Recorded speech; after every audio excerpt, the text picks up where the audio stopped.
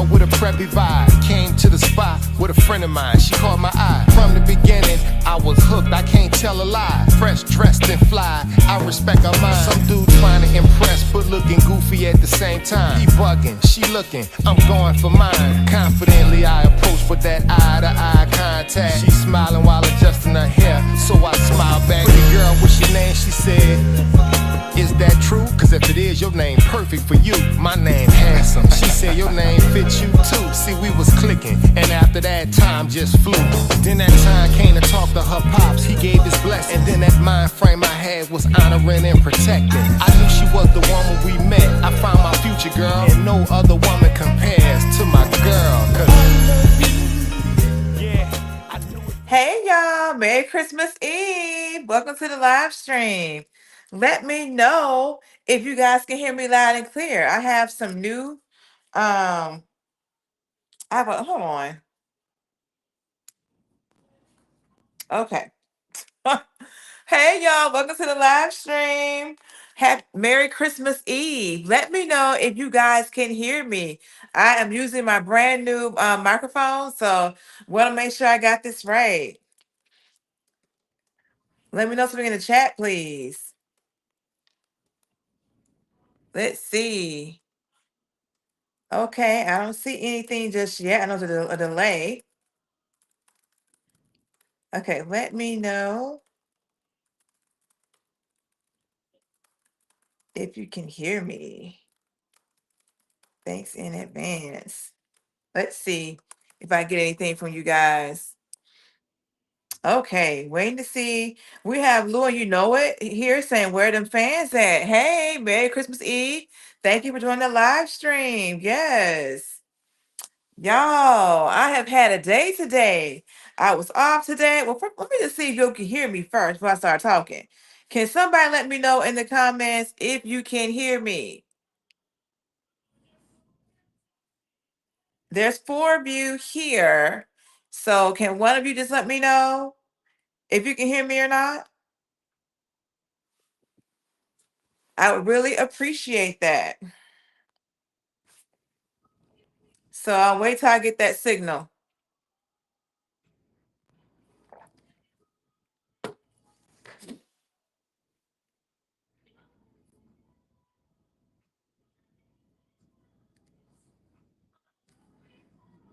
Just waiting to hear if you guys can. Just waiting for someone to let me know that they can hear me.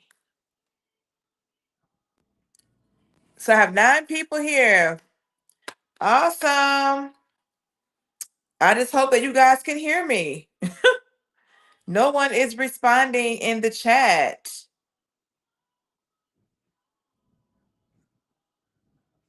Okay, let's see. Is someone going to let me know? So we have 9 people here. We have 1 like. I appreciate that. Because I would hate to get started and then no one is hearing what I'm saying. That would not be good. All right. Sorry, y'all. Just want to make sure I can be heard. Yeah, please comment in the chat if you can hear me.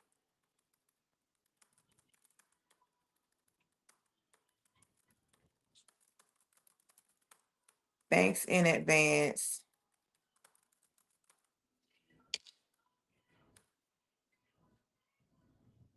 All right, so we have 9 people here.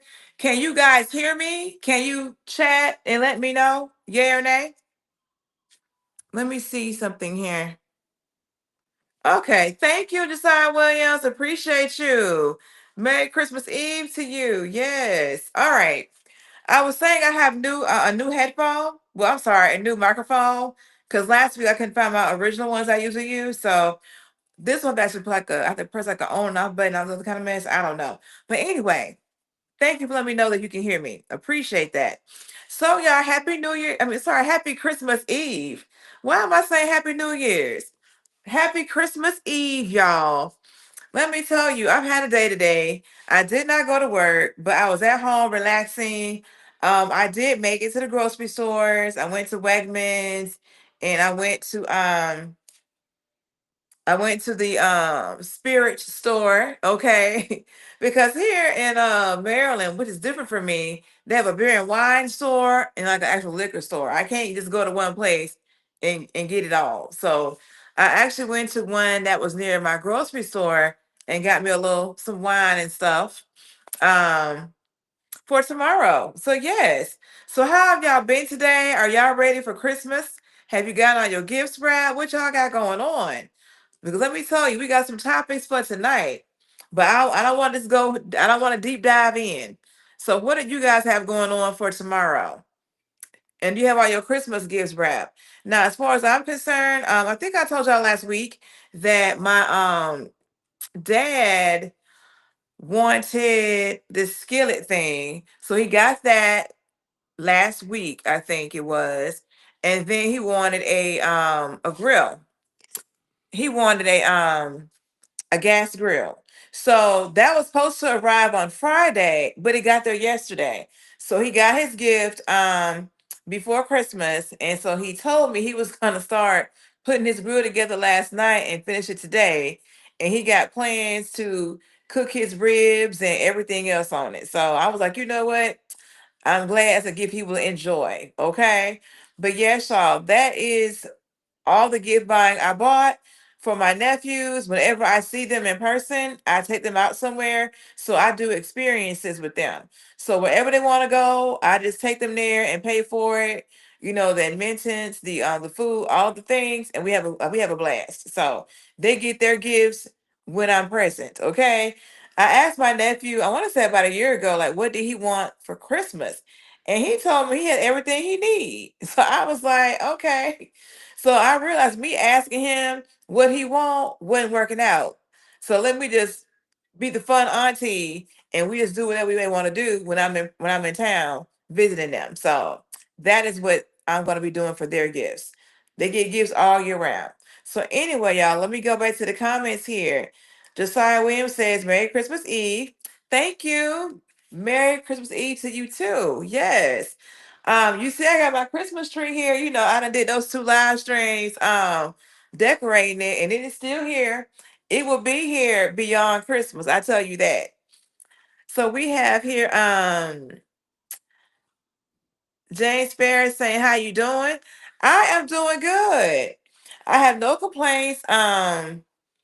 I'm just relaxing. I'm just ready to, enjoy my holiday. I did go to work yesterday on Tuesday. They let us out a little early. So I was able to go to Fogo de Chao and get me a caprihina and some lamb chops. And let me tell y'all, when I had that, baby, I came back home. I got ready for bed. I was done. Okay.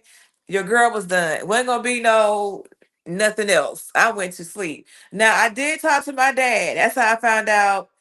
'Cause, they live in the country kind of, okay? So I could see on my Amazon app that they were delivering the grill on yesterday, supposed to be Friday. So I had to let him know, okay, Dad, they're gonna deliver it today. I need you to make sure you go out there on that porch and get your stuff. Because it's Christmas time, y'all, and supposed to be around here stealing, okay? So you already know. So I made sure that he was aware that your stuff is coming today, not Friday. He went out there and got his stuff. He was good to go. So yes. So after I got him squared away, I went on to sleep yesterday. Yes, yes, sir. Yes, ma'am. So good evening, Mr. James Ferris. You look amazing. Thank you so much. I'm trying to be a little festive, with the holiday here. My little Mrs. Claus type of outfit going on, okay? So Josiah said, such a good auntie and daughter. Laugh out loud. I be trying. I do be trying. Yes, I do. He said, "Left out, yeah, that tree was a lot of effort. It was. But I'm enjoying my tree because when I come home from work, I cut that tree on and I sit on my couch and I look at the television. Okay. So I said, you know what? It's Blockmas. It's Christmas Eve. Let me move. Let me recalibrate myself to the other end of the couch so you guys can see this tree in this live stream. So this is my co-host for the night, the Christmas tree. So the sign says she always looks amazing. Thank you so much. I appreciate that. We have Jonalyn Barrow says hi. Hi, Jonalyn. Welcome to the live stream. Glad that you're here. Also, Merry Christmas Eve to all that are here. Yes. So, all right, y'all. So, it's a lot going on, um, in the world. Okay. So, the first thing what I had planned on talking about originally, like, you know what, just having a laid back session. We can still be laid back, but I got some videos for us to look at, right? But I wanted to be kind of laid back, chill. You know, people done did all their Christmas shopping, wrapping, getting ready for Santa Claus. This like a hangout type of thing. But y'all, the internet will not let me be restful. Okay, it is so much going on out here in this internet. Okay, so have no fear. Still Fashionista is here, honey. I'm here to help out the 30K fellas. Okay, our first video is gonna be about this man that is talking about why, you know what, I want you to hear it for yourself, right? So let me go ahead and get this going. Let me do that real quick. Okay, boom. There's a group of people out there that fight tooth and nail over imaginary money that they never gonna touch, bro. And it's so insane to me because it's like, you're never gonna be wealthy. And I'm not even saying that as a diss, I'm just being realistic about it. It's like the dudes that be talking about, oh, I'm definitely making my wife sign a prenup whenever I get married, but they make like $30,000 and they're never gonna crack six figures. And like, even if you do crack six figures, you're most likely not gonna have enough wealth to where it's gonna be like substantial enough to like really fuck you up. But it's ridiculous, bro. They live in an imaginary la la land where they're constantly being attacked by women and like poor people, even though they're poor, and they most likely will never ever be able to cuff a woman. It's sad and ridiculous, bro. And it's these imaginary millionaires that are going to keep us in the position that we're in politically because they think that they're going to be millionaires and billionaires, bro, when in reality they don't have the drive, the skill, or there's just the opportunity to get to that point, bro. And it's just like, why would you vote for a potential future that you don't even know is certain? Why are you berating women whenever you don't even make that amount of money, bro? It's a real sickness. Capitalism is a fucking cancer, bro. Talking about, oh, I'm definitely making my wife sign a Okay, y'all. So you heard what the gentleman said about the men that's talking about they make 30K and they want women to sign a prenup, right? So this is the original video. I'm finna show you all what prompted me to go find this original video because this gentleman um was quite the character, quite entertaining in his assessment. So I'm gonna play that and then we're gonna talk about it, okay?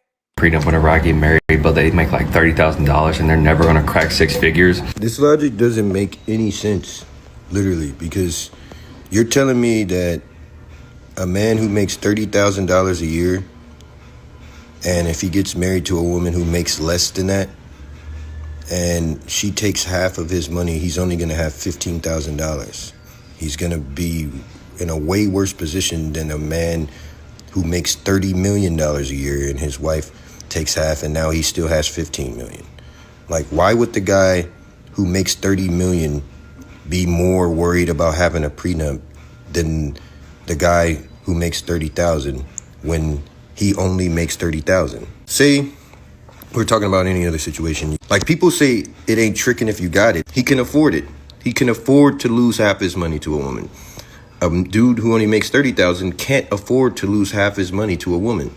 So why wouldn't he be more concerned about getting a prenup than a dude who has wealth? Why do you think having wealth would make you more inclined to have a prenup compared to a dude who doesn't? It doesn't make any sense, because if you don't have wealth, then you losing your money is more detrimental to you than the guy who has wealth. I mean, what kind of logic is this? Okay, y'all. Okay. So y'all heard what was going on here, right? So Josiah has entered the chat. He said that first guy is a joke for real. Okay, Josiah, can you help me understand why you think the first guy is a joke? I just want to understand, because I'm trying to understand. Okay, first of all, if you make 30K and you get a divorce, she's not gonna take half of your salary, if that makes sense. First of all, as we all know, because the people that are here, I know y'all work right. If you made 30K, you gotta take out taxes, you gotta take out all kind of stuff. So you may make, your salary is 30K per se, but you're not taking home no 30K. You know what I'm saying? So I mean, I guess he was talking, subjectively, I made 30K, I'm gonna give her 15. That's not how this work, y'all.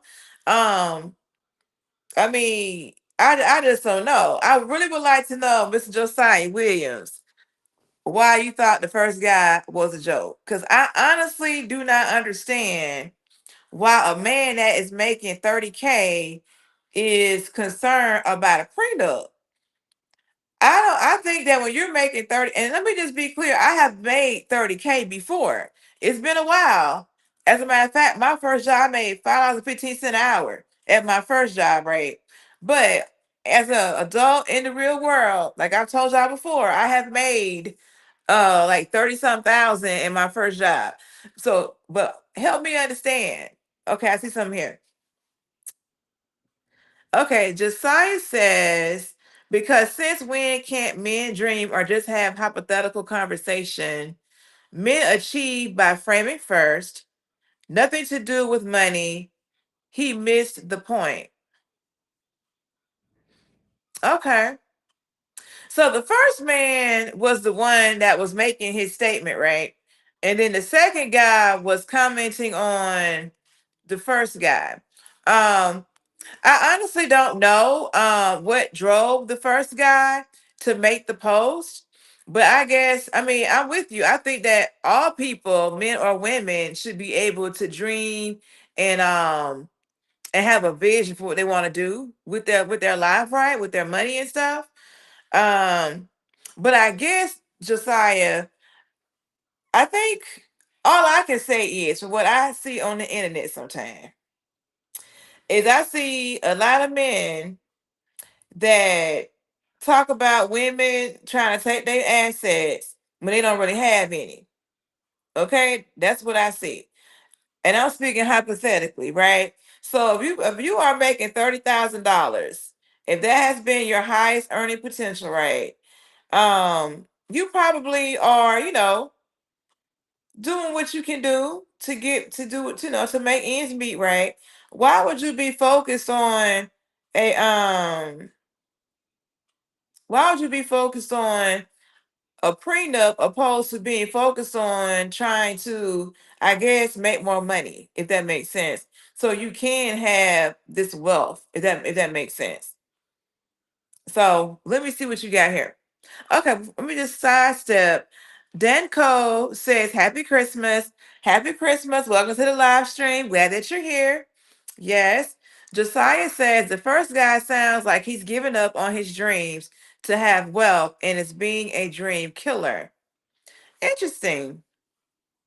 I'm going to play the video one more time, y'all. Uh, Honestly, I didn't think that he was a dream. I didn't think that he gave up on his dreams.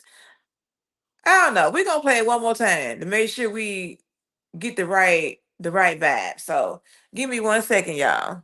And anyone else, feel free to chime in. This is a safe space to communicate, and I learn from you all, and I want to hear your perspective. So that's why I'm playing the videos. So just putting it out there. So 1 second. Let me see where I got it at. Okay, let's play it one more time. There's a group of people out there that fight tooth and nail over imaginary money that they never gonna touch, bro. And it's so insane to me because it's like, you're never gonna be wealthy. And I'm not even saying that as a diss, I'm just being realistic about it. It's like the dudes that be talking about, oh, I'm definitely making my wife sign a prenup whenever I get married, but they make like $30,000 and they're never gonna crack six figures. And like, even if you do crack six figures, you're most likely not gonna have enough wealth to where it's gonna be like substantial enough to like really fuck you up. But it's ridiculous, bro. They live in an imaginary la la land where they're constantly being attacked by women and like poor people, even though they're poor, and they most likely will never ever be able to cuff a woman. It's sad and ridiculous, bro. And it's these imaginary millionaires that are going to keep us in the position that we're in politically because they think that they're going to be millionaires and billionaires, bro. When in reality, they don't have the drive, the skill, or there's just the opportunity to get to that point, bro. And it's just like, why would you vote for a potential future that you don't even know is certain? Why are you berating women whenever you don't even make that amount of money, bro? It's a real sickness. Capitalism is a fucking cancer, bro.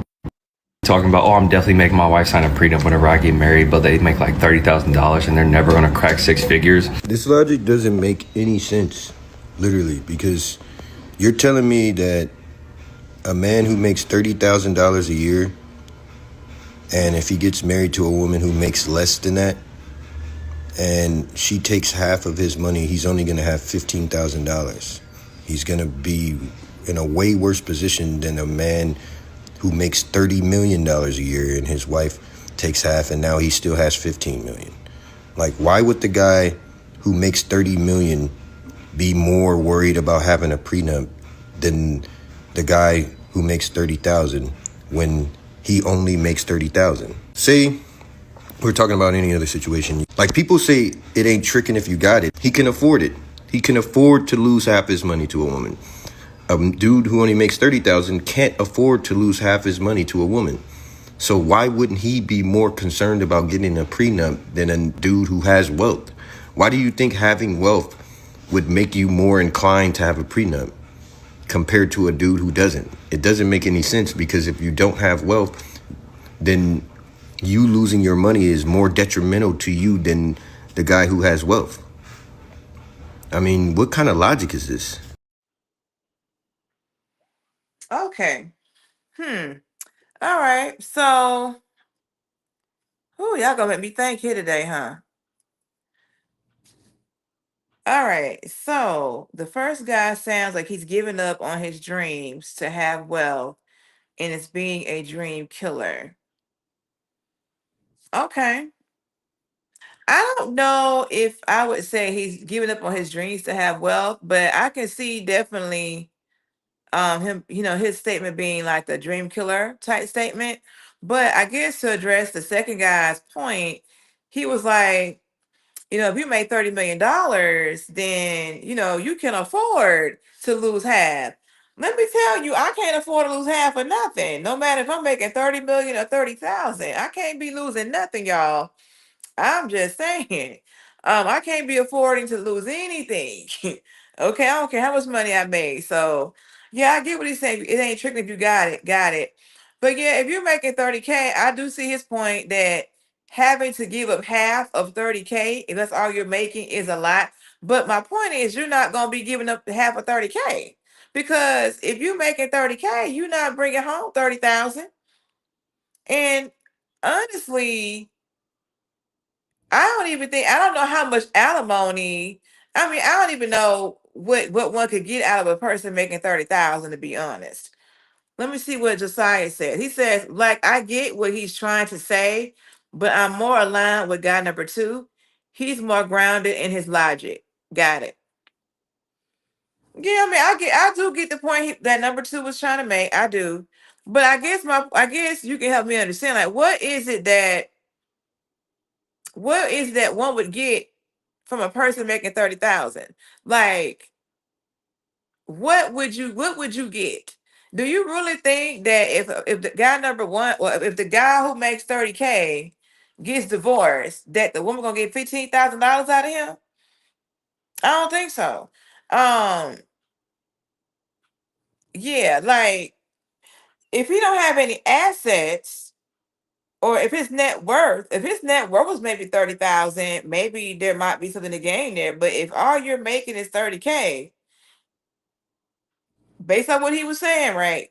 I'm making 30K, I'm giving her 15. I don't see how she gonna get 15,000 for somebody making 30K, 30K. Now, am I looking at something wrong? Y'all educate me. I'm here to learn. What would the wife get from her husband making 30K a year? What would she get? Would she really get 15,000? I don't think so. Because I know people who have made more than that. And The wife did get alimony, but I don't think that she got like a lump sum. She got so much money, every month for I think 5 years. But in the case of that, the gentleman had an affair and got somebody else pregnant, right? So the wife ended up getting some alimony out of the situation. But yes, but he made a lot more than 30,000. Okay. He was closer to the six-figure range, I'm sure. But yeah, okay. So does anyone else have anything they want to chime in on with this? Because I can see, I guess, both sides. Like, I guess for me, if you're making 30K, if you're comfortable making 30K, I mean, that's fine. But why not be focused more on trying to, increase the income and maybe work with your spouse to, have more info in the household? Like, maybe that. But I mean, let me see here. We got David Hill says hi. Welcome, David Hill. Glad you joined the live stream. Merry Christmas Eve to you as well. So yeah, I cannot believe no one else got anything else to say about this 30K thing. But I really would like to know. As a matter of fact, let me go on here real quick. I'm gonna go to ChatGPT. Cause well, do I have ChatGPT on this tablet? Let's see. Okay. If a man made 30K, what would be the likely outcome to his spouse if divorced? 1 second, y'all. Let me see what I can get from ChatGPT. I'm just trying to see something.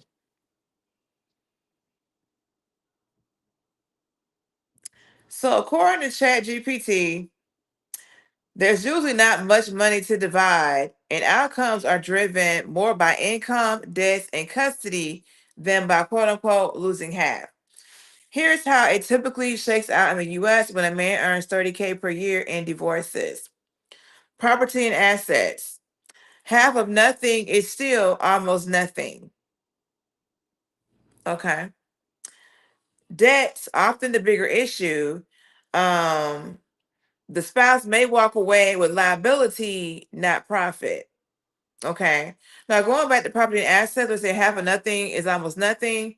It's still almost nothing. They're saying that there's no big payday in divorcing someone with low assets, is what they're saying to that. And that's kind of the point I was making. Like, what if you're making 30K a year? Like, what is it that you're going to lose? You're not gonna give away half because you're not even making 30K for real once you account for like taxes. But I get the point of the mindset. Like, hey, if you make it 30 million, you got the money to lose. But I'm gonna tell you right now, I don't care what I make, I ain't trying to lose nothing. Let's see, alimony spousal support with a 30K income. Alimony is unlikely unless there's a major imbalance. Spouse earns $0. Courts don't order support that will push someone below basic survival. So, child support, if kids are involved, this is the most likely financial obligation will be child support. Standard of living after divorce, both parties usually experience a decline. The spouse is not set up financially. The big myth and the big myth is many low earning men overestimate how much they have to lose, how much courts will take, and how much a spouse profits. At 30K, there is no gold mine, there is no 50% windfall, there is no incentive marriage trap. Bottom line, if a man makes 30K, the spouse is not financially advantaged by divorce. The split is about survival, not enrichment. And fear of losing everything is financially irrational, not factual. That's what ChatGPT had to say about someone divorcing making 30K. Let me go back and see if y'all said anything here in the comments. Okay, so Josiah said it's not about the actual number, it's about the principle of losing what you made to someone who didn't make it with you. I get that, but the second person was saying that he was saying that a man that makes more money can afford to lose half. that it's more important for the man that makes lesser money to have a prenup opposed to the man that has more money. That's what I took from what he was saying. But I agree with you. Um, I ain't trying to lose. I'm not trying to lose a dime with somebody who made it with me or who did not make it with me. Truth be told. So yeah, I get what you're saying on that. 100%. Yes. So let's see what else. I'm gonna wait and see if you have anything else, and then I'll move on to the next thing. But yeah, I get your point 100%. Yep, because I ain't trying to lose a dime. Yes, I'm surely not. Nope. Mm-mm. But let's see. Now speaking of, now you made a good point about making it with you. Let me drink this water real quick.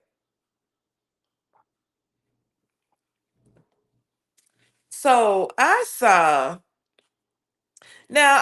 a couple of videos. I did not clip this, but I saw this video of this man that is dating a woman that's homeless. I don't know. Let me know in the chat if y'all have seen this. He said, "Go ahead, we can move on." Okay, thank you, Mr. Josiah. So I saw this video of this man that who's dating a homeless woman, right? And he said he was on his way to work and he saw her, and I guess he liked the vibe and he started dating her. He was staying with his uncle, and so he would bring the homeless lady, I should say unhoused, that's the term, right? Unhoused. He brought the unhoused lady to his uncle's house, to which the uncle said, "You can't bring her back here, you got to go." So he ended up leaving out of his uncle's home, and he became unhoused as well, right? So now you have the unhoused man dating the unhoused woman, and he's like her protector, sort of. And he was being interviewed, and he was just saying that he's looking forward to like the tax season where he get his refund check, and he can try to get some things, established, like a residence established, and like maybe get his woman into like some type of rehab program. And the whole time that he was being interviewed, she was there. She was bent over at the waist down, like the whole interview. If you've seen this, let me know, right?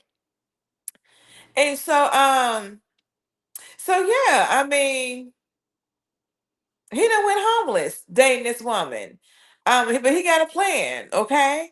And so it was kind of mind-boggling to me that he liked her that much so that he would give up having a place to live in order to be with her on the curb. Um, Very interesting, okay? And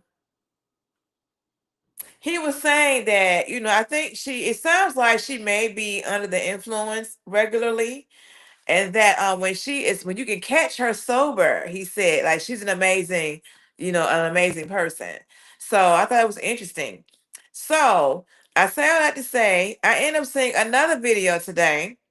This man was reacting to this gentleman that was saying he was being evicted, right?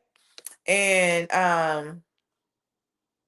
it was interesting what he had planned for this eviction um unhoused situation. So I want us to kind of take a look at this, and y'all let me know what y'all think um on this matter. Okay, so let me see what Josiah is saying before I got this. Before I go there, he said she cost him his place. I guarantee it, but he didn't leave her because shit, he's homeless now too, is my guess. Yes, he is homeless. In this situation, they were both out on the curb being interviewed. Well, she was bent over at the waist. He was doing all the talking. But yeah, he's unhoused. And he was saying that he'll go by his brother's home to I guess clean up or whatever. And then he was saying that, she's a hustler, so she make her money. Now he really didn't say like how she make her money, but she's a hustler. So I will leave that to our imaginations, right? But this one I'm going to show you is a different video, different set of people. That's about to be in an unhoused situation. So I want you guys to see this. So 1 second. 4 days. We're getting evicted in 4 days. So we're going to chill and relax today. Because when we get evicted, we're going to be homeless again. And we're going to be doing a lot of work. So it's time to relax the muscles and chill and relax the brain, de-stress. Bitch, what? If you don't get your sorry lazy ass up, get that fat bitch to get a job too, y'all stupid. Days. We're getting evicted in 14 days. We just got the court papers. I've been evicted before, so I know the drill. We owe like 3,000 plus. Almost 4 grand, right?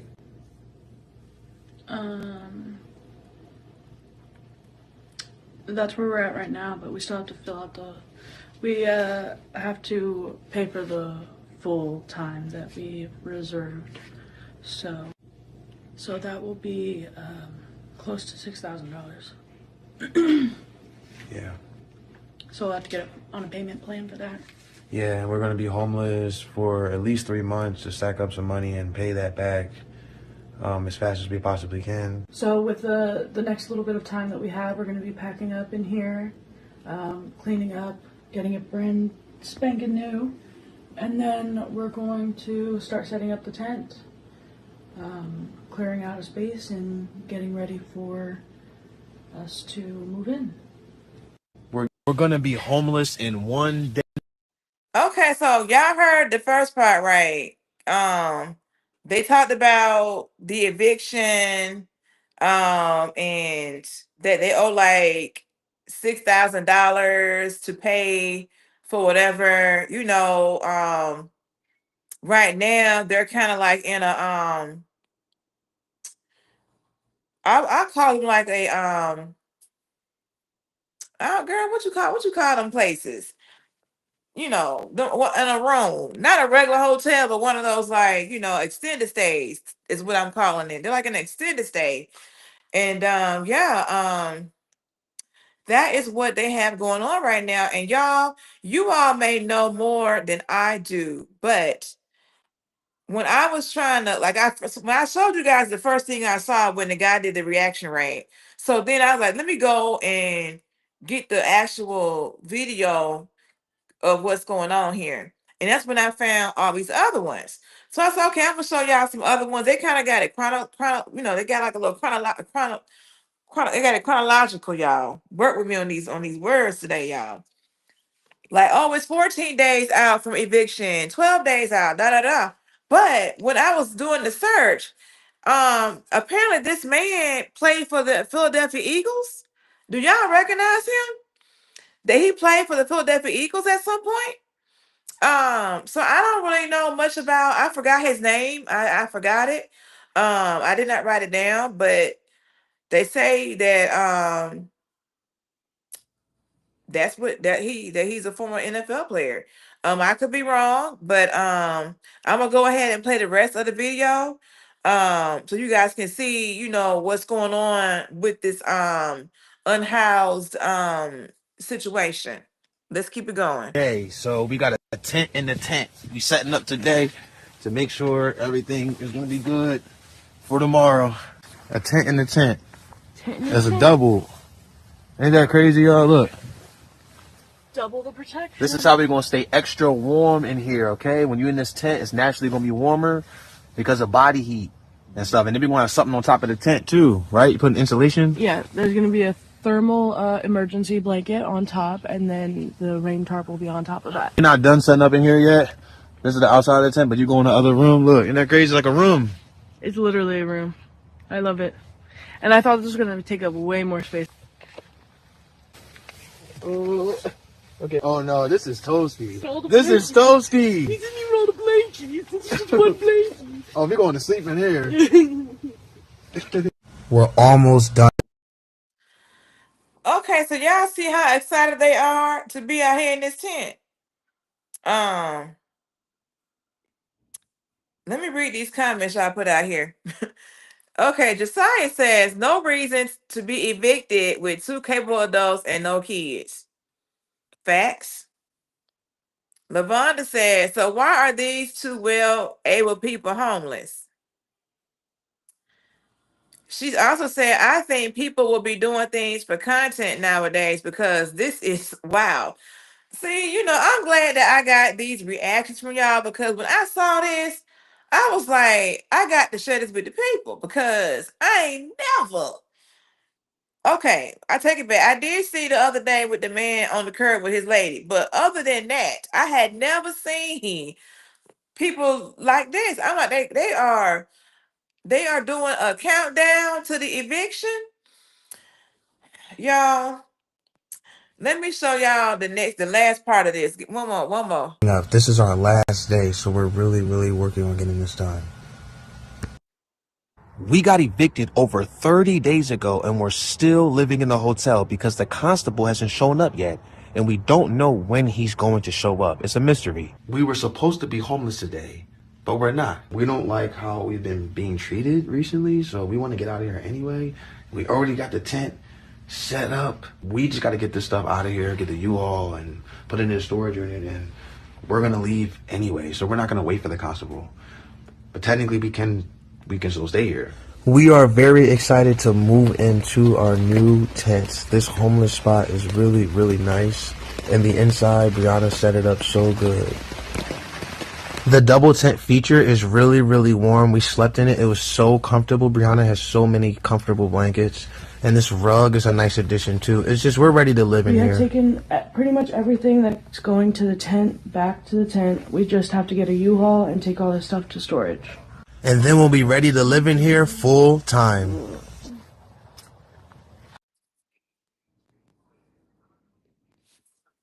Y'all, when I tell y'all I got minimal words, I got minimal words. Let me see what y'all put here in these comments.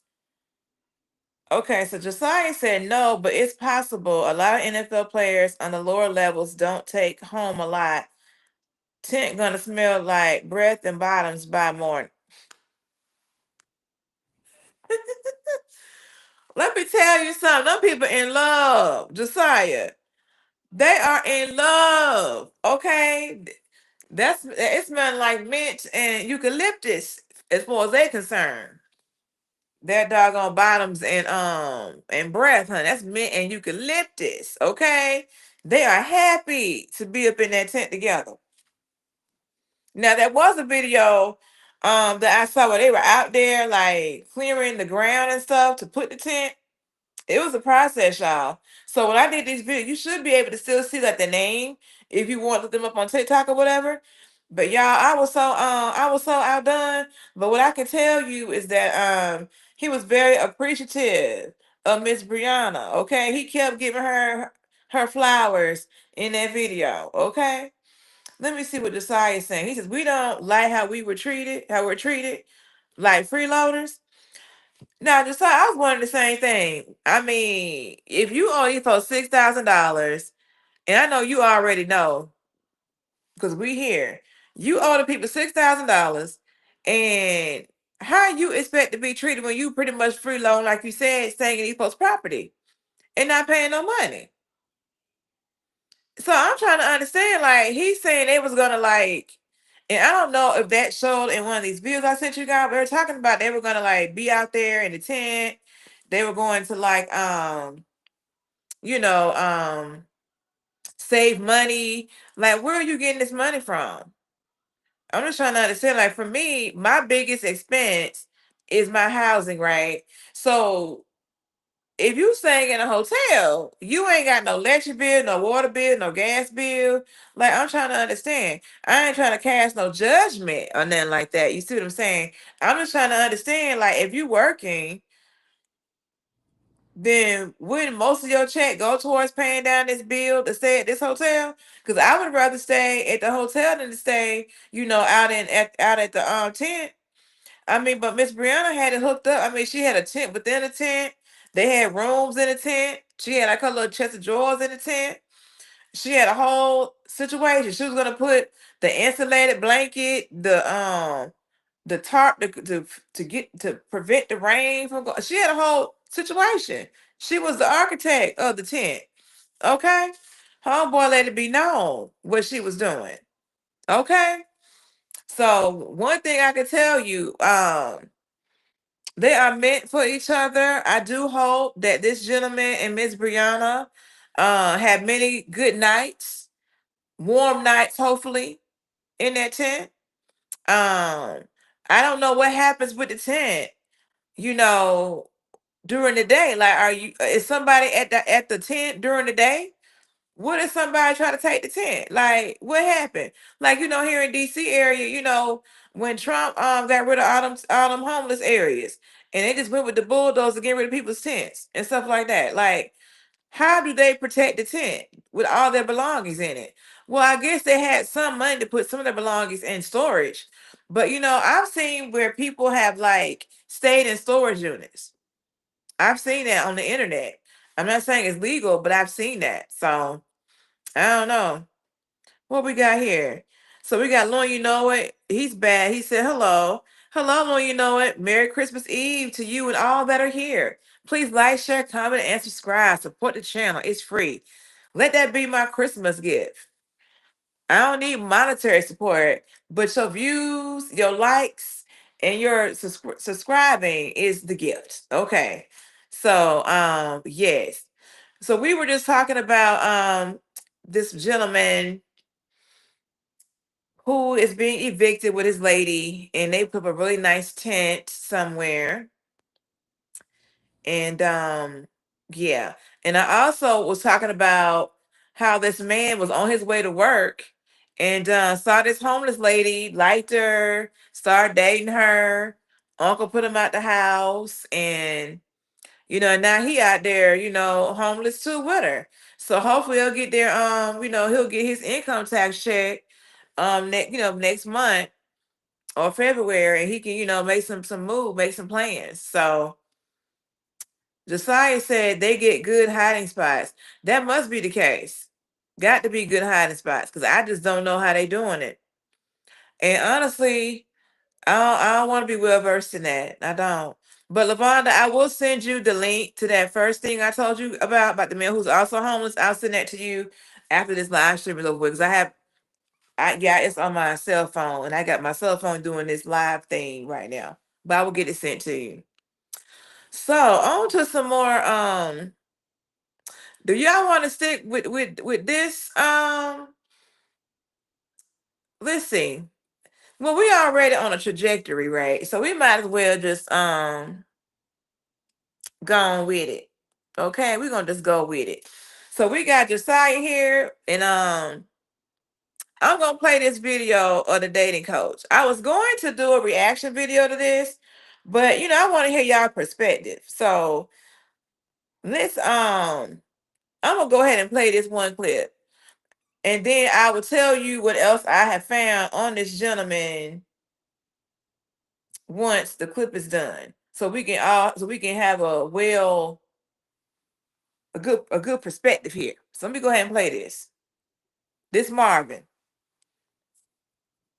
Date on your own terms. So earlier this month, I met a girl when I was running, and I got her number and essentially told her that I wanted to take her out. So once we were talking, she told me she lived in the Valley, but I met her in Santa Monica. So once I got her number, as you guys can see here, I texted her. I said, hey, it's myself. Let's do Bodega Wine Bar next Wednesday at 8 p.m. So she says, hey, I can't do Wednesday, but I'm off on Tuesday. The place looks nice, but can we do somewhere closer to the Valley? Now remember, she lives in the Valley, but guess what? I'm the one paying. And on top of that, if I met her in Santa Monica and she was there for work, why can she not meet me once again in Santa Monica? So granted, even if she lives in a valley, my number one rule, I do not go out with women that do not meet me at the venue. Because my thing is, if she can't meet me there, at least the first date, how am I expected to then court her moving forward? So do I always have to go to the valley to date her? And on top of that, I'm also paying for the date. So what is it for her to invest, of course, some time, but a little bit of gas to just get to the date? So women that already give me any type of friction with, dating in my neighborhood, I'm okay with that. And the number one rule too, when you set up a date, always date near your neighborhood. It makes no sense for you as a man that's already paying for the evening or for the day with her to be leaving your neighborhood to go on a date. It's a waste of your time. You know, you're expending extra resources. Always date in your neighborhood. And a girl that won't meet you in your neighborhood for a date, she's not worthy of your time or your investment. And as opposed to even replying, I just left the girl on red and I kept it pushing. This is also what happens when you're in an abundance mindset. When you have so many women available to you, you're not getting flustered about a girl that isn't willing to meet you on your terms. You simply leave her on red. So now, if you're struggling with this, you continue to be anxious with women. You know, you're not able to secure a lot of weekly dates. You're not able to vet a lot of women. You want to just also reach that state of abundance with women. So we got some fellas here in the chat, and we got women too. We got Lavonda here. I want y'all to tell me what y'all think about this. What do y'all think about this? Seriously, because just to recap, basically he met a young lady, when he was out running in Santa Monica. The lady told him that she lives in the valley, but she was in that area for work. He reached out to the young lady and said, "Hey, can we go out, next Wednesday?" He named the spot and the time. She said, "Nice place. Can we meet somewhere a little bit closer to the valley?" He left her on red. Okay? He left her on red. And part of his reasoning is that he only dates in his neighborhood, is what he said. And that if she can't meet him in his neighborhood, then he can't date her. You know. Um Now my perspective is it's a Wednesday. So that's the work week. Okay, so when I looked it up, because I was like, I have been to Santa Monica before, but I don't know a lot about like the area. So I looked it up. I chat GPT, y'all know how I do. And they said that it's San Fernando Valley, right? And that depending on where you are in San Fernando Valley, it can take you anywhere from like 30 minutes to an hour to get to Santa Monica. So she was only asking, can they meet a little bit closer to not meet halfway type of deal, halfway. And instead of him trying to meet her halfway, now you want to meet at 8 o'clock on a Wednesday, and people gotta go to work the next day. I don't understand. Somebody help me understand something here, please. Now, what we got in the chat here? So Lou said, that's a lot going on. Josiah says, no, Lou, they have a lot going on. Laugh out loud. They really do have a lot. You talking about, I know you talking about the unhoused couples. And then Lou said they made an emoji for him. It looks like this clown. You talking about this dude that that I just showed you the video of. Josiah said, so he said, no, Lou, it said Josiah, true. Yeah, like this guy is something else. Now I saw another video of him, and he met a young lady on a dating app, Tinder, Hinge, one of them, and she like matched with him like at 10 o'clock at night. And so he was like, yeah, if they're swiping at this time of night, that means I'm a crack, that type of thing. And so he reached out to old girl, and I guess within like he sent her like a 9 second, voice note. I don't know what he did, but basically he reached out to old girl. He wanted to go to that same spot that he was gonna take the other chick to, the little wine bar. And she said, "Well, I don't drink wine. Can we go somewhere else?" So he was cool. He was cool with switching up the restaurants, like a Taco Tuesday place, right? So I'm like, so you didn't mind switching up the place to go to Taco Tuesday, but you had a problem meeting this young lady halfway, um, between where you live and where she lived. You know what I'm saying? So I thought that, to me, that, and then to leave her, and then I could, and he was saying, if you give me any friction, I didn't think that was friction.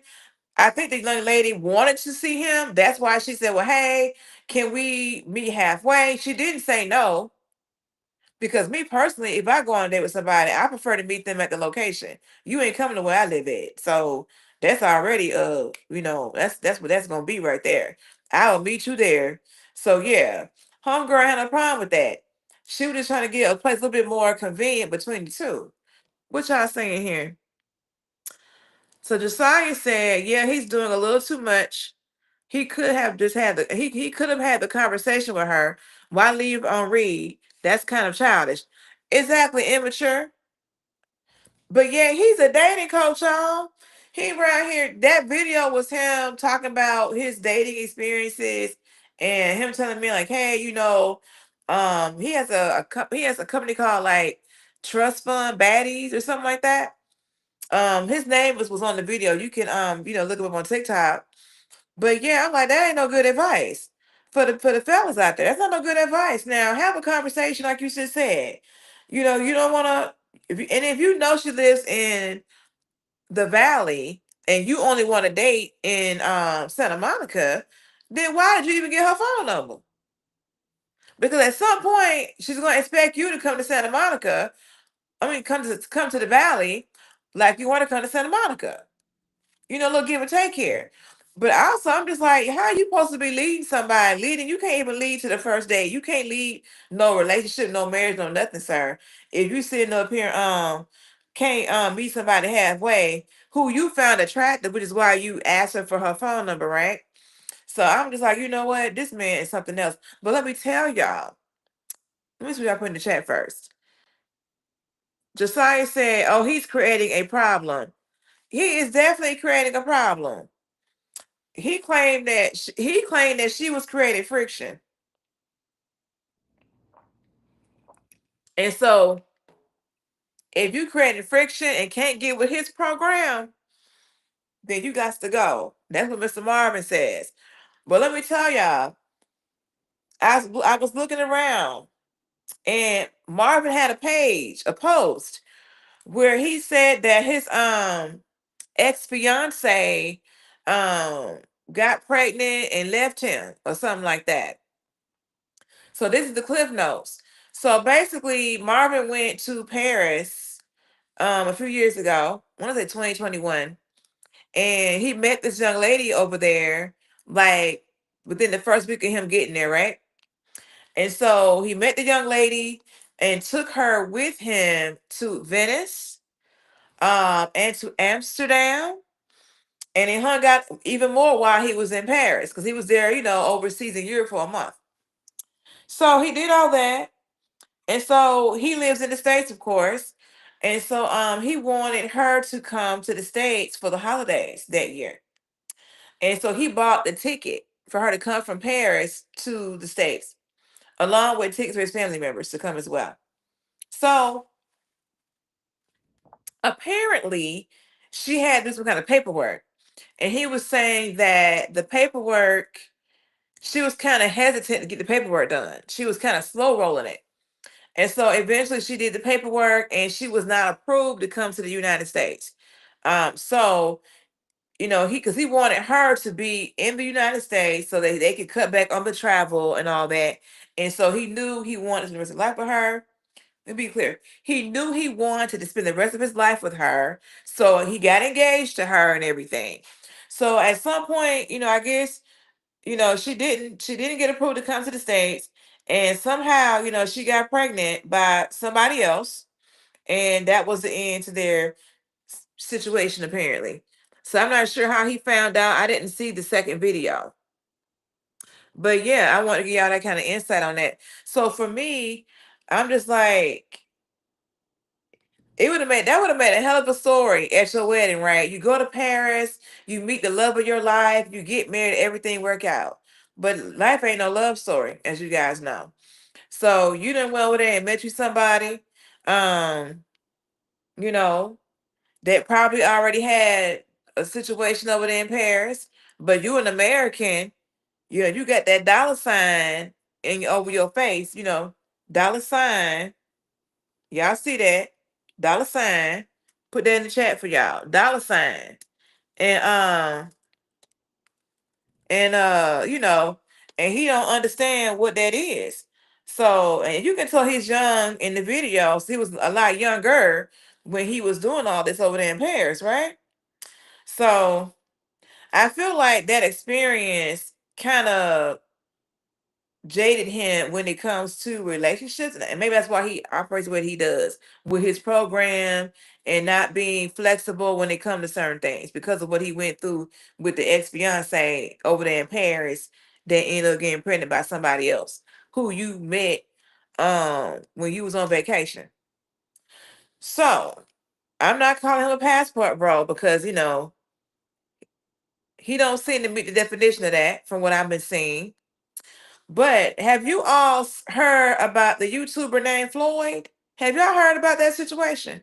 Because I was today years old when I heard about Floyd.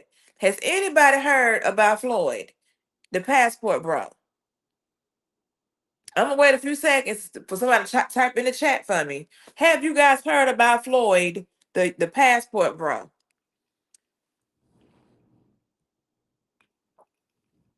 Because y'all know that's not my community, not no passport bro. That is not my community nor my interest. But I was sitting here minding my business, getting ready to go to the grocery store, and it came on my screen. This thing about Floyd. So I've been chatting here, waiting for y'all to type something. I'm gonna just go ahead on and show y'all the video, and then we're gonna chat about it. Now, I'm gonna tell y'all now. So this situation occurred in say say say Paulo, Sao Paulo. Y'all know I can't say stuff right all the time. I'm gonna spell it for you. Josiah, I'm about to show you guys. I'm about to show you this video. Okay, this man in this video is Floyd. Okay, so this happened over in Brazil. So they did like a auto dub so that we can hear the English. So we're gonna go ahead and get into it. So brace yourself, okay? Police in Sao Paulo arrested an American man who was sexually exploiting children in Rio de Janeiro. His detention was at a downtown hotel. He described himself on social media profiles as a sex tourist. The text then includes a series of excerpts from a video. As soon as they entered the room, the American, identified as Floyd Wallace Jr., 29, was arrested in the Liberdade neighborhood in downtown Sao Paulo. Gaming. He threw himself to the ground and was handcuffed. The operation was carried out by teams from the Homicide and Personal Protection Department in support of civil police officers from the state of Rio de Janeiro. According to information from the Child and Adolescent Police Station, the American is accused of raping and sexually exploiting several children. In conducting their inspection of the hotel room where he was lodged, the police found a significant quantity of electronic equipment, including files containing child pornography. They also seized a variety of items such as pen drives, memory cards, a notebook, a computer, multiple cell phones, some stuffed animals, a watch with an embedded camera, and various other telephone devices. At the start of December, law enforcement commenced an intelligence operation following a report from a ride-sharing driver. The driver stated that a user who had used a false name requested a ride with two minors, whiners. During the ride, the man spoke with the children who said they were going to meet an older man who didn't speak Portuguese. The girls couldn't explain how they knew him. That's when the civil police were contacted. On December 18th, the police identified the user who had requested another ride with four underage girls. During monitoring, agents identified that the American had traveled to Sao Paulo the previous Saturday and was planning to flee the country. This is where the teams established a perimeter to prevent his escape. A temporary arrest warrant was served for the crimes of rape of a vulnerable person and facilitating the sexual exploitation of children. His passport was also seized. The investigation also revealed that the criminal had self-identified as a sex tourist on social media profiles. According to the civil police, Floyd is a U.S. citizen and has a channel on a video platform where he posts videos of himself resisting police approaches and being arrested in various states of his native country, The foreigner has a criminal record in more than 3 U.S. states for crimes such as resisting arrest, disorderly conduct, and assaulting a police officer. The combined sentences could reach 34 years in prison. Investigations continue to identify and locate other possible individuals involved in the scheme, as well as to determine if there are new victims. Letitia Mean is in front of the federal police, which is investigating, right? And his arrest, where his arrest was made. Now searching for other members here in Brazil, because this gang is international, right, Leticia? Yes, William. And the police also want to know how many victims were targeted by this man, this 29-year-old criminal. The information we have is that he is here at the federal police headquarters in São Paulo, an investigation together with the civil police of Rio de Janeiro, because that's where these victims were targeted, right? The first identified victims, which we covered in this report, were alerted to the authorities by a rideshare driver about these teenage girls who were going to meet this man. They said they didn't have much information about him, that he was a foreigner who didn't speak Portuguese, and this raised an alert among the police at the apartment. Our first live report was in front of the apartment, a kind of hotel, a lodging platform where he was staying in São Paulo. The police believe that in recent days he had been using this location as an escape route to return to the United States. Everything was very well planned. He already knew when he should post all this so that the police here in Brazil wouldn't find him. According to the investigation, he was even being financed to commit all these crimes here. Now, the objective of the Brazilian police, the federal police, the São Paulo civil police, and also the Rio de Janeiro civil police, William, is to count the number of victims and also listen to these families, and also we will continue to follow up, William. Thank you very much for the information. Key role, isn't it, when police forces collaborate? That has been very effective, right? Increasingly, Willen and the police are integrated, you see? You start an investigation in one state and finish it in another. This partnership is very important for combating organized crime. As in this case here, he's in jail and can provide information to other criminals who are in Brazil participating in this sex tourism, which is what he even declares himself to be doing on social media, right? Yeah. Woo, child. Y'all see that? I can't even speak. Y'all see that? Woo. I know Josiah said, yup, Federal Rico Act incoming. So do you think that they're gonna try like send him back to the United States, um or how do you think that would go for the Federal Rico Act? I'm really intrigued because I didn't think about Federal Rico. Like, this is international, right? Like, how does that work when you're in another country doing this foolishness? I mean, have y'all ever heard of that dude named Austin Holloman? How you spell his name? He's always somewhere traveling, and he did a video. I didn't clip it, but apparently this dude Floyd had been on his page, and he was saying that the dude Floyd was kind of weird, but he never saw like Floyd trying to get with any kids or anything. So, but he said that every country that he went to with Floyd, he would get like a new phone. So he wasn't surprised that they had that they found all those different phones and recording devices, in this man's room. He wasn't surprised by that at all. But I mean, shout out to the Uber driver or the taxi driver who was like, okay, y'all finna go see this grown man, and you can't even tell me how you met them. Like, you don't have a lot of folks out there these days that's gonna like hear those things and then like, you know what, let me report this to, I guess they call the police there the civil. But let me see. Josiah says see organized crime. Okay. I'm gonna look that up because the lady who ended up getting unalived, Shanquilla, like I think they ended up, the people who were there with her ended up coming back to the States.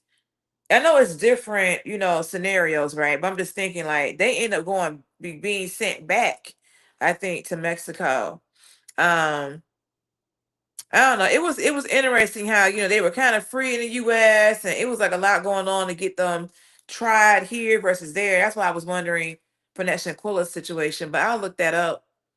Josiah said that's a good question. Probably depends on if the US wants to charge him federally for whatever involvement of that was on US soil. Yeah, that's gonna be interesting. So I'm just, how you gonna be on the internet talking about some sex tourism? Like, why are you talking about eggs tourism? I'm saying it differently. You know what I'm talking about though. Why would you put that on your social media on this internet? Why would you do that? Because the first thing that man said was here on his page, he says that he's a self-proclaimed. Like, who does that? Like, some of these people just be stupid to me. And I hate to use that word stupid. I mean, they ain't thinking stuff through. These logical people, right? Dude. But I'm gonna tell y'all, I'm glad that you got these logical people being stupid, because that way everybody else, no, it ain't nothing hidden. We know you stupid. You just don't realize it. Mm-mm. And did you notice how he didn't even like resist really? I didn't. Let me tell you, if somebody knock on my door today talking about, you know, not we the police. I'm gonna know why you here. Well, we're here to arrest you for what? If you know you have been living the right life, you're gonna be like, why are you here? Why are you trying to arrest me? What are you talking about? Children. What children? Well, what are you talking about? I don't know any children. Like, he didn't say nothing. He went ahead and put himself on the ground. But they said that he was working an escape plan. An escape to get back to the US. Is what they were saying in that video. Y'all catch that? Mm. That man know what he had been up to. And then why would he have them teddy bears, them little stuffed toys? What grown man travel with teddy bears ain't got no kids? Who do that? All my teddy bears, all my stuffed animals at my parents' house. Who is around here traveling with teddy bears and they ain't got no kids? Ain't but you going to see some kids, huh? Now, I want to say when I was listening to Austin Holloman, he did like an update because he want to make sure, like, y'all ain't thinking that he part of that because he said he died. But he was saying that he had got some intel that he may have, that the child's parent may have been a willing participant in this organized situation with this child. You know, they say that it's not always like, people stealing kids and doing stuff like that. Sometimes the parents provide permission for the kids to be doing this, although that is still, illegal, right? But y'all, this is something serious around here. This is crazy. So if you're a passport bro, which I don't think any passport bros are on my page, you may not want to be associated with that. you know, you may just want to say you date internationally. You know what I'm saying? You may not want to sit here and be talking about, passport bro, because that ain't no good terminology. You don't want to be associated with the gang, according to the newscaster. Okay? They say that's a gang, y'all. I don't do gang activity. So, Lord, it said that dude is wild. WTF. Ain't he though? Ain't he though? Why my little button keep popping, honey? I got me a tank top on underneath. Okay, y'all. So I don't know. I don't know, y'all. That's what's. I was speechless when I saw that right there. Mm-mm. Because it only take one to mess up a good thing for everybody, right? So it's like, and when I mean that, I'm saying, I'm sure that I am aware that not all passport bros are into pedophilia. I get that, right? But what I'm saying, only take but one person to be associated with something to then provide a downcast to everybody else. You know what I'm saying?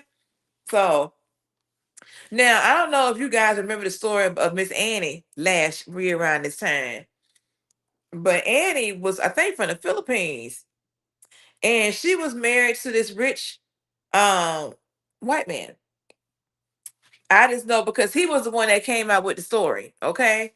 And so when her husband came out with the story, he was like basically saying that his wife announced on Christmas that she was gonna leave him, that she was divorcing him. Um, she said she was leaving her husband on Christmas Day. He paid for her and the family. Like she brought her mom and her dad to the States, and they went like to, I want to say, like Disney somewhere.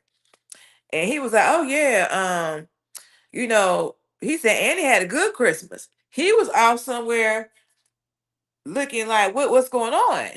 Her parents here, they already had some kids together. And she said she wanted to get a divorce and then she was gonna go back to the Philippines. And he like, wait a minute, we got kids and stuff. And she was pregnant with a child. Said she gonna have her baby in the Philippines. Okay. Or I think that's what she said. And her parents probably already knew what she was gonna do. That's why they came to the States when she gave her husband this news. So I said all that to say that, okay, passport bro, if you happen to be listening, understand that there are some women that's out there that's just trying to get here, get that green card, do what they got to do, and they gonna be gone whenever they get the opportunity. So now it's like you think that you know, well, I got my Filipino woman, and she like, oh no, I'm gonna leave with the kids. I'm going back to the Philippines. At least if you get you an American woman, they're gonna stay in the States more than likely. They don't go back to another country. But I don't know whatever happened with that couple because Annie did step into the TikTok chat and let it be known that she was pregnant and she was gonna maybe had a baby in the Philippines or whatever the case was. But I don't know if they ever really got divorced. But I was like, man, you done got married, got these kids, and she gonna go back to her country with your children. I would rather have my kids still here in the States than I'm going to another country. And I don't know, um, I guess I'm sure he had ways to fight that. I just don't know what he chose to do. See what I'm saying? Which I got here in this chat. So Lou, and it said bro listed that tourist on his social media for real. According to the newscaster he did. Mm-hmm. Josiah said yes, Lou. Lou, it said, man, you can't make this ish up. You sure can. And that's why I be like, am I really gonna show this to y'all on this live stream? Because I ain't necessarily trying to become a news channel, but I'm sharing with y'all the stuff I be seeing that I think is interesting. My goodness. Josiah said, I mean, you could, but you'll be looked at differently by your peers if you make that up. Yeah, I mean, I don't even know.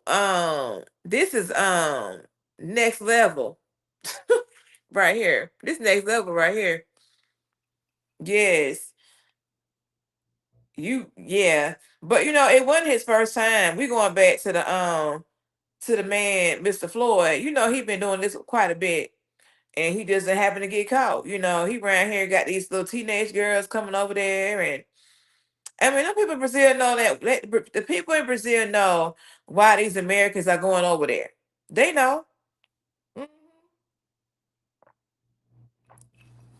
Don't be, they know. So you can't be over there not on your A game. First of all, you just go over there and enjoy your vacation. Not be trying to have no human trafficking going on and like that. You know what I'm saying? But these people out here doing what they do, so they gonna get what they get, right? I don't know. But let me see. So Louis, it said agreed, laugh out loud. He said also laughing out Goku level 9,000. I don't know what Goku level is, but that sound high. Yes, it does. So what else we got? Josiah said, what news station do you watch? These clips are wild, my lady. Josiah, I'll be just sitting here on looking at YouTube. I wake up early. So I normally get up like at 4:45 in the morning to get ready for work and stuff, but I may be up like at 4 or 3:30. I know I can't help it, y'all. I just wake up. And so I'll just sit there and scroll. But like I pretty much saw most of this stuff like today. And I ain't even done showing y'all what I done came up with. I'm just going with the vibes here. But yeah, so I just be on YouTube and it come across my feed. And then some of the people I watch, like I watch Anti Daniels, I watch Public Offender, Controversial Shannon, who else do I be watching? Just different people. And they do a lot of reaction videos. So I see some of the clips from them sometimes because people like email them clips. Some people email me clips too on occasion, and I'll go ahead and pull them and stuff. But yeah, like I don't know. This a lot for today. This one I want us to be here playing games for Christmas, but it's cool. This is entertaining. Lou, you know, it said he up here laughing. Yes. So we're going to go to something else. What else we got? Okay, this is interesting here, y'all. So y'all know I need my glasses, y'all. This is real small. But basically this young lady got engaged, right? And she put up her announcement and everything. And I'm waiting for it to come up so I can let you guys see it. So she wrote on here, God wrote this love story. We just said yes. Beautiful couple, love her outfit and everything. Love that dress. It's really cute. And so, as you can see here in this comment, someone said, imagine posting your wins and your bad business practices come steal the show. That's the biggest L of a lifetime. Social media plays no games. Okay? Imagine posting your wins and your bad business practices come steal the show. That's the biggest L of a lifetime. Social media plays no games. Okay? So I'm going to show you guys how the bad business practice showed up. I'm waiting for it to come on my laptop screen. Now, Louis, you know what? You say allegedly. What we allegedly on? What's the allegedly? Was it about the shows I watch? I'm not sure. Okay, let me know in the chat. So this is the bad business that we have here, okay? It says, hey boo, congratulations to you both.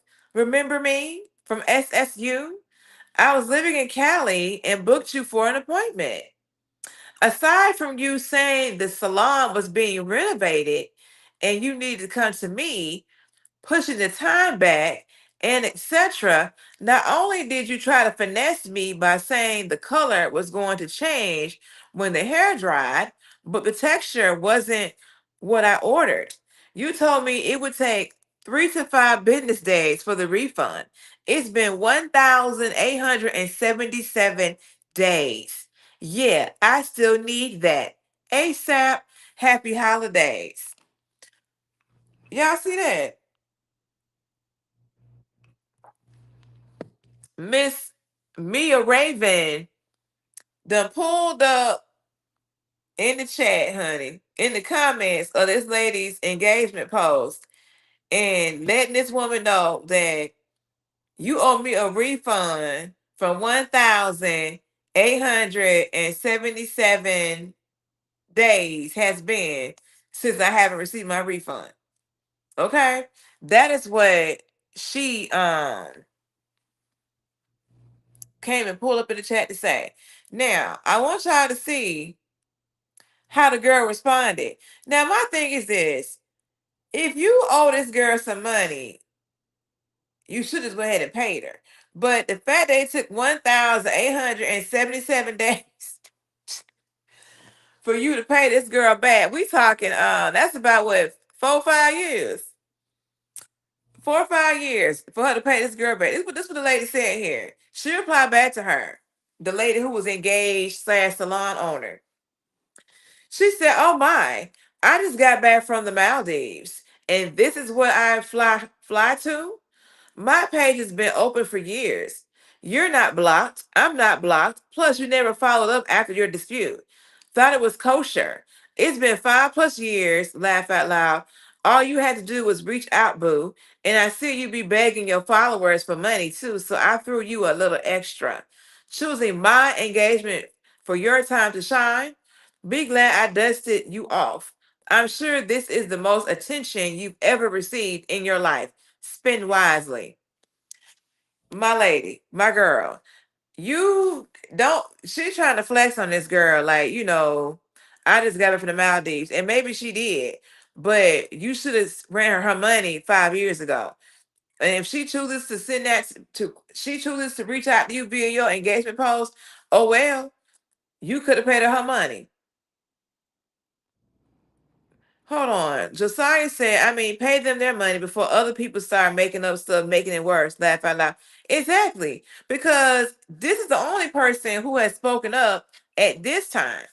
I'm sure there may be others. Who knows? But then the chat is undefeated. So they went and found out what the husband does, what the fiance does. And they said he do credit repair. So they was like, credit repair, I guess that has its own negative associations. I don't know, but they were like, oh yeah, he does credit repair. Like that means something. So anyway, like that's a scamming thing or something. I'm not sure what they was getting at with that. But yeah, they had started kind of, digging in to it. So yes. So yeah, like I'm glad she paid her money and a little extra because she owed her that. They're gonna say, well, since you're begging your folks for money, don't play with her like that about begging for nothing. Just focus on what you owe her. That's my 2 cents. Now, Lord, it says allegedly Nicki lost 10 million followers. Oh, Nicki Minaj lost 10 million followers? Interesting. Yep. I mean, I saw where Nicki Minaj was I think she did like a sit down with Erica Kirk, the widow of Charlie Kirk, and I haven't watched it for myself, but it was something about I guess black women, beauty standards and all that. Like, I don't know what it was about. Something about black women beauty standards, and I don't know what else they probably talked about, but yeah, I'm gonna have to go look into that whole Nicki Minaj. I didn't have time today to see what she had going on because when I saw that she was doing all this stuff for the MAGA, I honestly wasn't really that interested in like following up on it, but I will look into it so we can talk about it. But yeah, if you have anything that about this whole Nicki Minaj and Erica Kirk sit down, put in the chat. So Josiah said she does have a point. Why did she wait? If a business owes you money after 2 weeks, I'm calling. I mean, I agree. I agree that I wouldn't wait at all. That's me. I don't know why old girl waited. I don't know if she didn't have her information. It may be because this girl post went viral or something. I don't know, but I definitely would have had my money. Better Business Bureau, all of that would have been included. So we got Miss Sassy A. Dawson. How you doing, girl? Welcome to the live stream. Merry Christmas Eve. She says she is playing in our face, Nikki's foul. So y'all, what did she do? Catch me up. Give me the tea. As they say, give me the tea. What did Nikki do?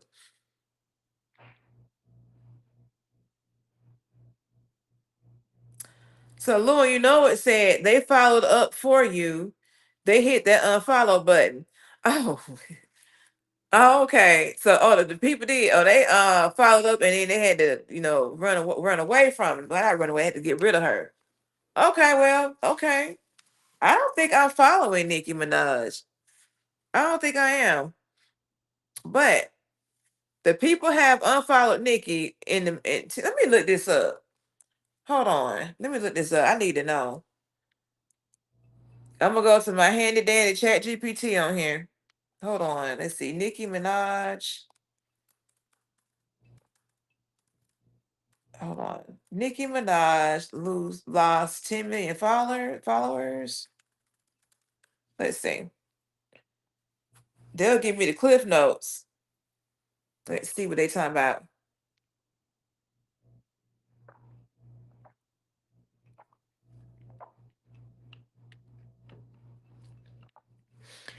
So ChatGPT says that it might be a little exaggerated or misleading regarding the 10 million followers on Instagram.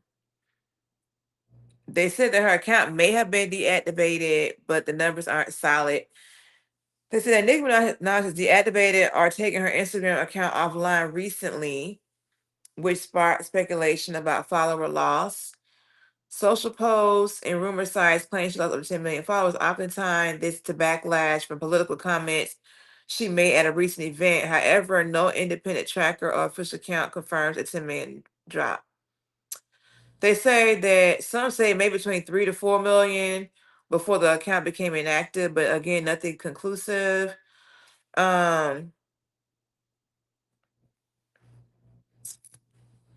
Okay, so why the confusion? When a high profile account like hers goes inactive, platforms sometimes hide the follower count entirely, which looks like a loss to casual observers. Nicki Minaj hasn't officially confirmed a loss of 10 million followers, and reliable tracking doesn't back up that exact figure. The clip that's going around is likely an exaggerated rumor with her account being deactivated. Yeah, give me specifics. Yes, specifics. It don't matter whether it's 1 million or 10 million. That's a lot of folks to lose from following you. That's a lot to lose right there. I don't have 1 million on no account of mine. Okay, so I guess they said at a controversial appearance at Turning Point USA, America Fest in Phoenix, she publicly praised former President Trump and Vice President J.D. Vance and spoke alongside Erica Kirk. That speech sparked significant online backlash from some fans and the broader social media community. Okay. So let me see what if y'all have said anything in the chat here. Cause y'all part of the show here. Okay. Wait a minute. Here we go. I'm back. Okay. So Louis, it said correct then. If her account is deactivated, she lost all her followers. I guess you're right. I guess she did, huh? But yes. So what okay, so well Josiah gave his input on the whole lady that you know got engaged and owed somebody money. Lou done brought up the whole Nicki Minaj thing. I don't know how she's gonna come back from this right here with this situation with the lots of the followers and like Miss Sassany said playing in our face. I don't know how she's gonna come back from that. I guess I just wait and see, huh? I don't know. So what else we got here, y'all? Um, let's see. Lou, it said correction. Oh, oh, y'all got hiccups. I haven't had hiccups in I don't know how long, so please forgive me for that. I don't know how I got these hiccups. Yes. Okay, so did you all see that Miss Venus Williams got married? To this gentleman here. He's Italian, apparently. So we got some good news, y'all. We didn't talk about all this craziness. We're gonna get to some positivity a little bit. So she got married, and I read that she got married the first time in Tuscany, and then she got married in Palm Beach at their home. That she had like a week's worth of events going on. That was pretty nice. So I think he's like a actor, model, producer, something like that. He is Italian, and she speaks Italian. Did not know that. And they got engaged after like I think 6 months is what I think it was. So shout out to her. It don't take no thousands of years. If you know, you know, I guess. So that is great for her. And she had so many pretty dresses. I should have did like pictures of all that. But yeah, that's beautiful. She had like different outfits and stuff for like the whole week. So yeah, shout out to them. And then what else do we have here? Um, yeah, I was told I should talk about this whole Anthony Joshua thing. So yeah, he won the fight this weekend, right? And I ran across this video of Jake Paul out here talking to his brother. So I want to show that to y'all. Hold on a second. Honestly, I had him right where I wanted him the whole time. You know what they say, everyone has a puncher's chance. Yeah, I think he got lucky, if anything. I just took a look at him, I was like, damn, I feel bad. It's like, what is the definition of winning anyways? And he was scared, you could see. I just didn't want him to cry in front of everybody. He's fine. He's fine. It would have been so embarrassing. You know, empathy is more important than winning. Well, you're a good guy. And when others go low, we go high. Minimum versus Princess Treatment. Okay, so y'all heard what he said. He up here saying that he had Anthony Joshua right where he wanted him.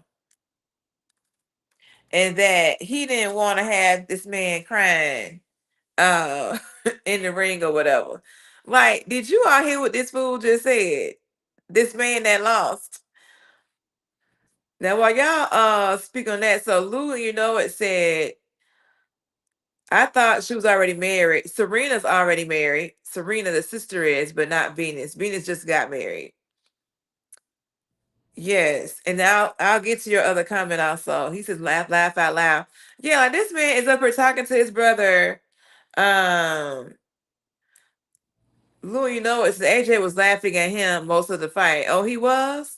I didn't watch the fight, but that's interesting.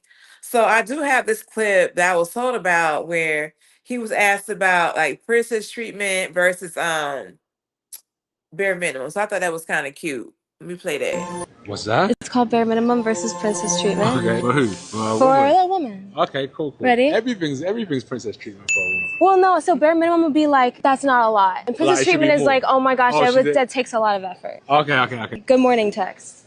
Good morning, text. Like, that's what she should do. Like, you should do is bare minimum. As I should do for her. Yeah, like, bare minimum. Oh, I love that. Bare minimum. Opening the car door for her. Bare minimum. Ooh. Filling up the car and paying for her gas. That's bare minimum.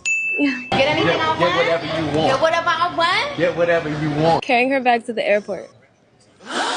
Depends if I've got free hands, but yeah, if I've got free hands, bare minimum. That's more of a logical answer. Yeah.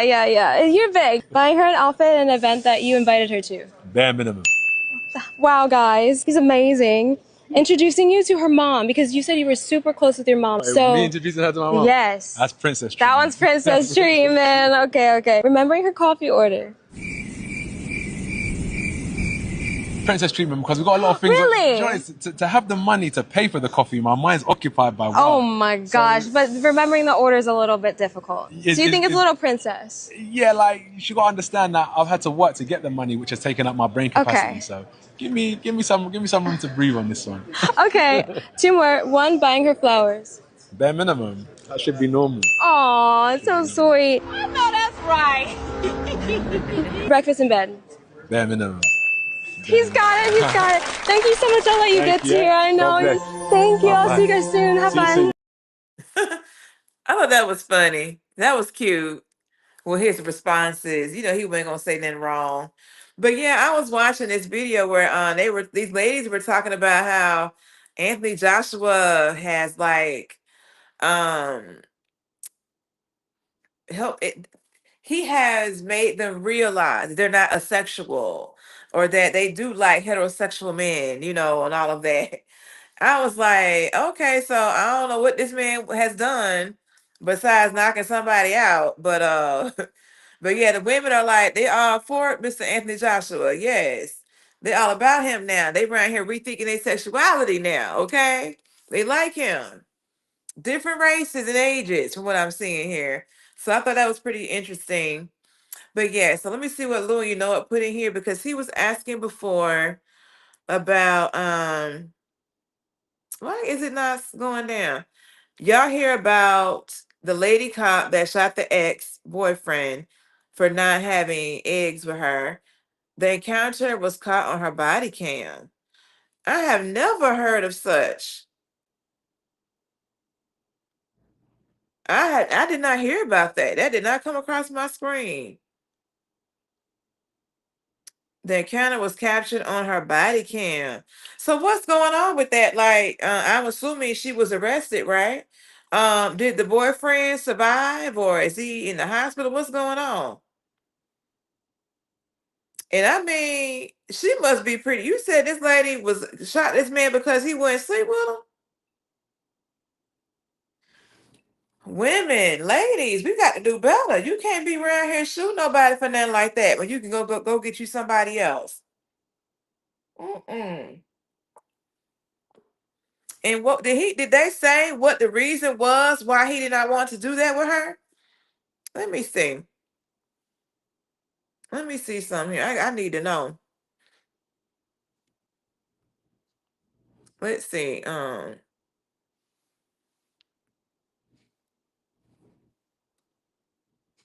Why is my thing not responding to me?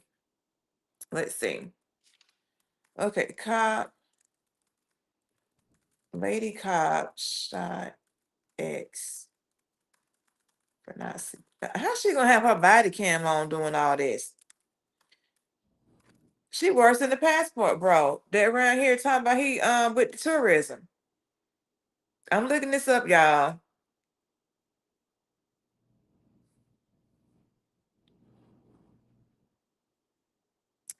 Yeah, it's not showing this to me right away. It's not showing. Let's see.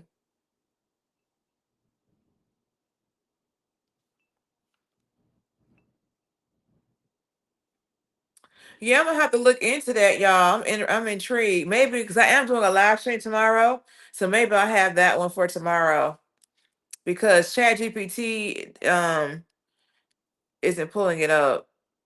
So let me see if I can do like a regular Google and see if it pull up something like that. It probably won't. Let's see.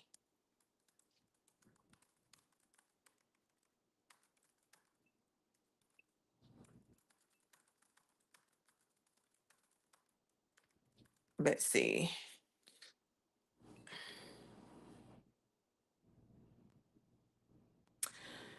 Okay, so is this Sonia McKnight? Or is it the situation in Florida, in Miami-Dade?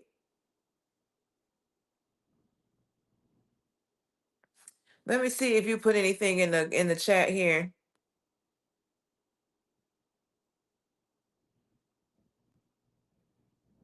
The encounter was captured on her body cam. See if you can find the video real quick. Laugh out loud. You know they be forgetting that the camera are rolling. I see. Do you know if she was in Miami? Because I see a story here. They're talking about in a separate incident in Florida, a former Miami-Dade schools police officer was sentenced to 30 years in prison for the attempted murder of her ex-boyfriend, a Miami-Dade sheriff's deputy, whom she shot in the face during an argument. The argument specific cause was not explicitly linked to refusal of eggs, but the end of their relationship and alleged stalking. That's probably not the story you're talking about. So yeah, I'll have to look into that when I'm not on the live stream because I'm not just finding it like doing Google or Chat GPT. So yep. Uh-oh. We go back. Yep, y'all. So what's going on with that? So yeah, let me write that down so I don't forget to look that, try to see if I can find that.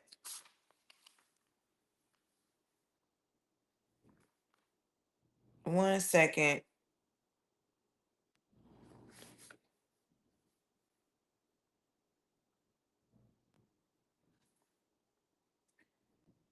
Okay. Got it. All right, y'all. So if you're here, please like, share, comment, and subscribe. Support the channel. Let me throw that out there to y'all. He says viral crime psychology. So is that like on Instagram? That viral crime psychology?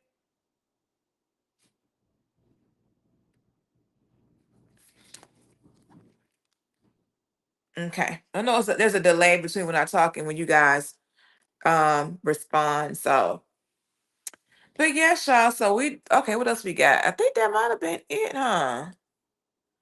Yes. Well, I do have one more. Oh, he said YouTube. Okay, so YouTube. So, let me see something real quick. I mean, well, I will have to if I look at so yeah, if you guys have videos for me, if you guys can send them to like my email address, like before the live stream, like not 15 minutes before, like a few hours before at the latest, then I can like, gather them. But yeah, I could look it up, but I'm using my YouTube right now so I can see the comments on my tablet, and I'm using my phone to actually do the live stream. So can't just do that right now. But I'll take a look at it when this is over with. And then on tomorrow's live stream, I might be able to have it on there for that. So we'll see. Lavonda says, I thought cops had to start the body cam. I mean, I thought that too. I didn't just think that it just be on, but what do I know, right? I don't know. Oh, I've seen people discussing the faux UPS murder or something. Yes, I heard about that, but I hadn't seen like a video on it.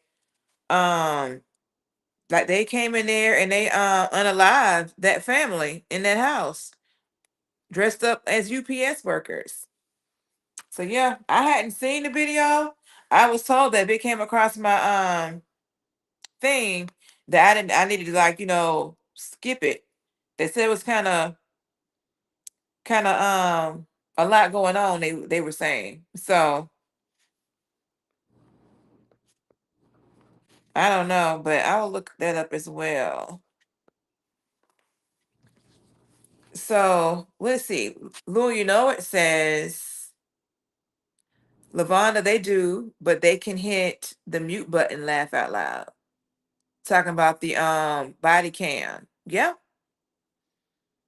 But yeah, I've heard about the UPS murders, unalivings. I'm sorry, unalivings. Lou says that video is brutal.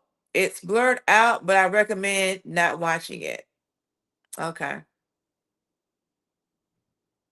Yeah. Let me see something real quick. Let's see. Faux UPS unalivings. I like when ChatGPT just give you like a nice little summary.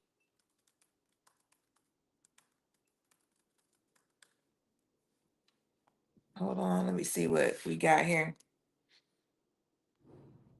But I was told it might have been like drug related.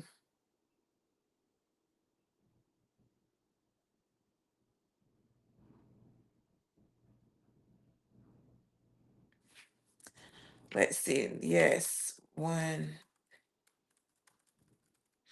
Let's see, one happened recently.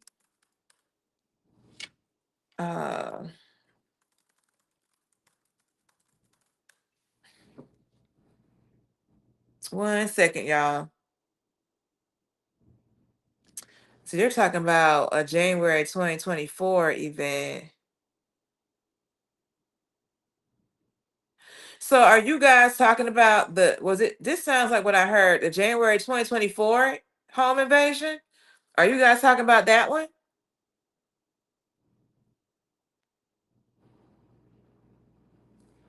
Because what I'm seeing here, it says that in January 2024, a violent home invasion occurred in Coon Rapids, Minnesota, where 3 suspects dressed as UPS delivery workers approached a home posing as couriers with a package. When the residents answered, the suspects entered and fatally unalived 3 people inside the home. 2 young children were present during the horrific attack but survived. So one of the suspects was convicted on multiple counts of first degree and related charges. It included premeditated unaliving and charges of aiding and abetting in the incident.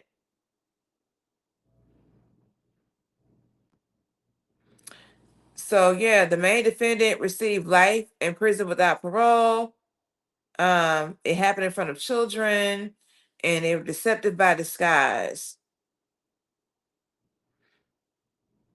So yes, is that the story you guys are referring to from January of last year? He said, yes, it was last year, but just not being made widely known. Got it. Yeah, I didn't even hear about it last year when it happened. This is sad. Yeah, why is this going viral now? So Lavonda, since you're here, do you know exactly why the people mad with Nicki Minaj? I know they say she playing in our face.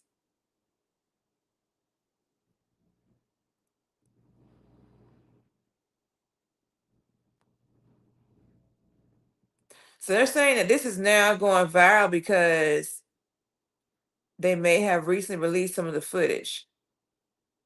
Okay. And it did sentencing and convictions recently. Okay. That's why it's kind of making its rounds again now.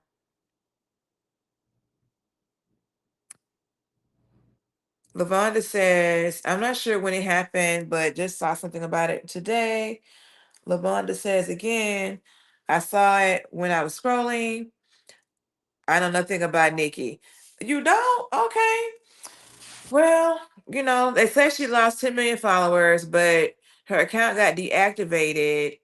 And then Miss Sass, I remember her, Sass Cindy A. Dawson was saying she was playing in our face and that she fouled. So I didn't know if you were in the know on all that with Miss Nicki Minaj. But these people do what they do. You know what I'm saying?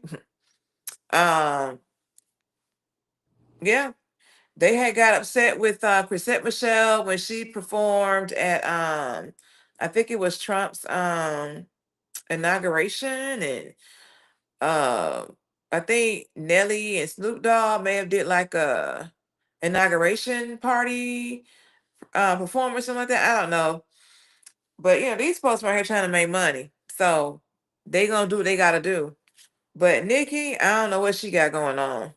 I really don't. Especially with, her husband's situation and and all of that she has with that right there. But I did see this right here. Um Hold on. Lou, it says it's if UPS or FedEx don't have that scan tool with them, then that's a telltale sign. What's a telltale sign is why would you need 3 people to deliver one package? I have never seen 3 UPS people pull up to deliver a package. I ain't never seen that. So I really wanted to read this to y'all, but I cannot. This is too small. Let's see what we can do here. I'm gonna be looking real close to the camera, y'all. Oh no, I can't read that. Not even with these glasses on. I can't read this. Let me see something. Maybe I can look. Hold on, let me pull it up on this in my thing real quick. Let's see if I have access to it on this computer. I do not.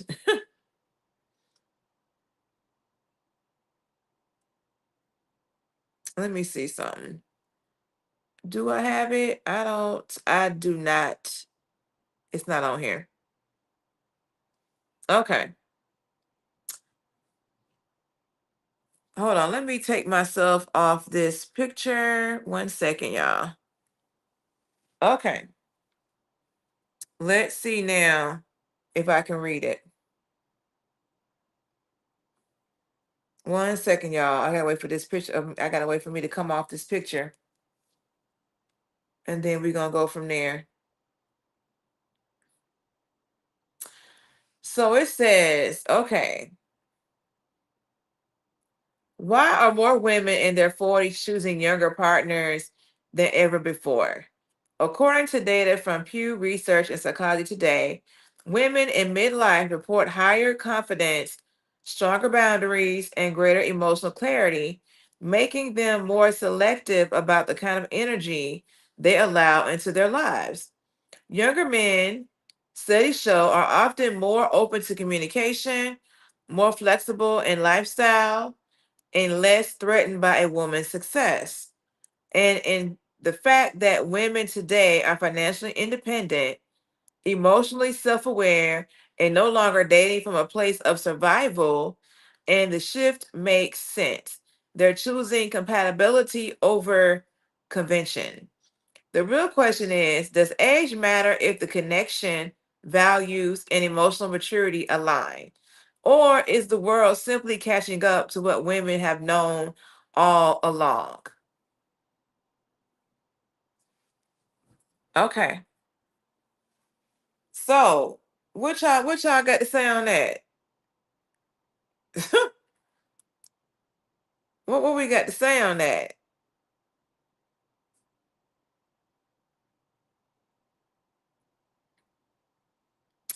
Okay, so we got a lot going on. Okay, what we got here? So we have Lou, it's saying true. I have seen two though because one was in training, talking about UPS. Then Lou also says in this case they waved the third guy up once they gained entry.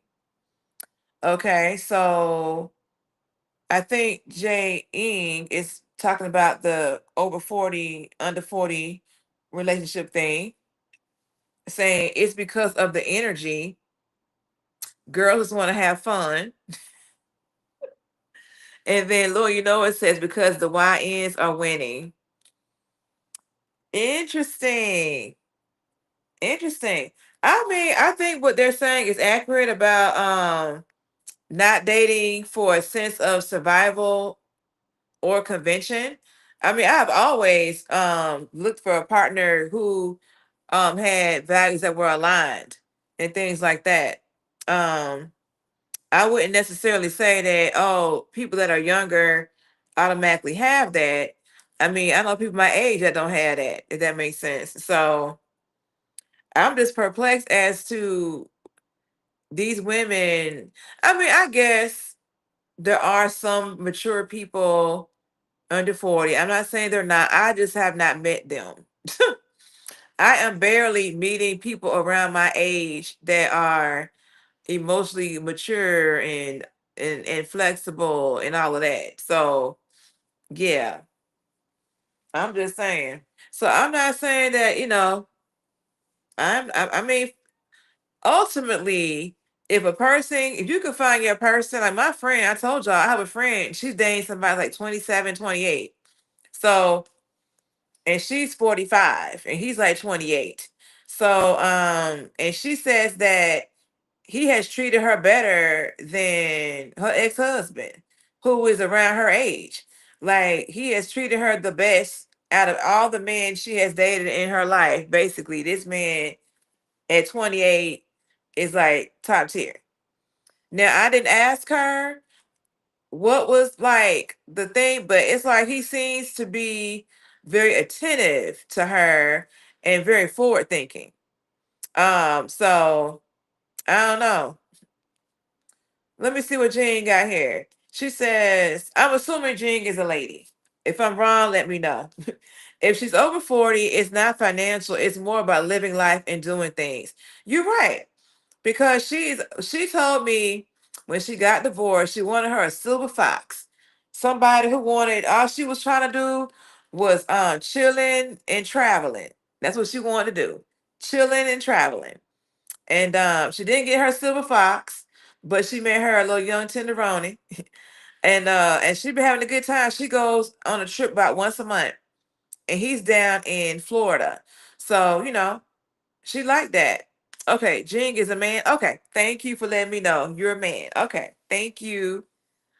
Lou, you know what it says? Waiting to exhale. I guess so. And I will just say from this on the outside looking in, um, she was really carrying that relationship, that marriage. Like she was the breadwinner, but she met this man when she was like, in like, I don't know, middle school, elementary school, middle school. Like they were really the childhood sweethearts. Had children, got married, had more children, all that kind of stuff. And because she had her kids so young, she was very much driven to like, she was very driven when it came to like getting her degree, getting a good job, taking care of her family, all of that.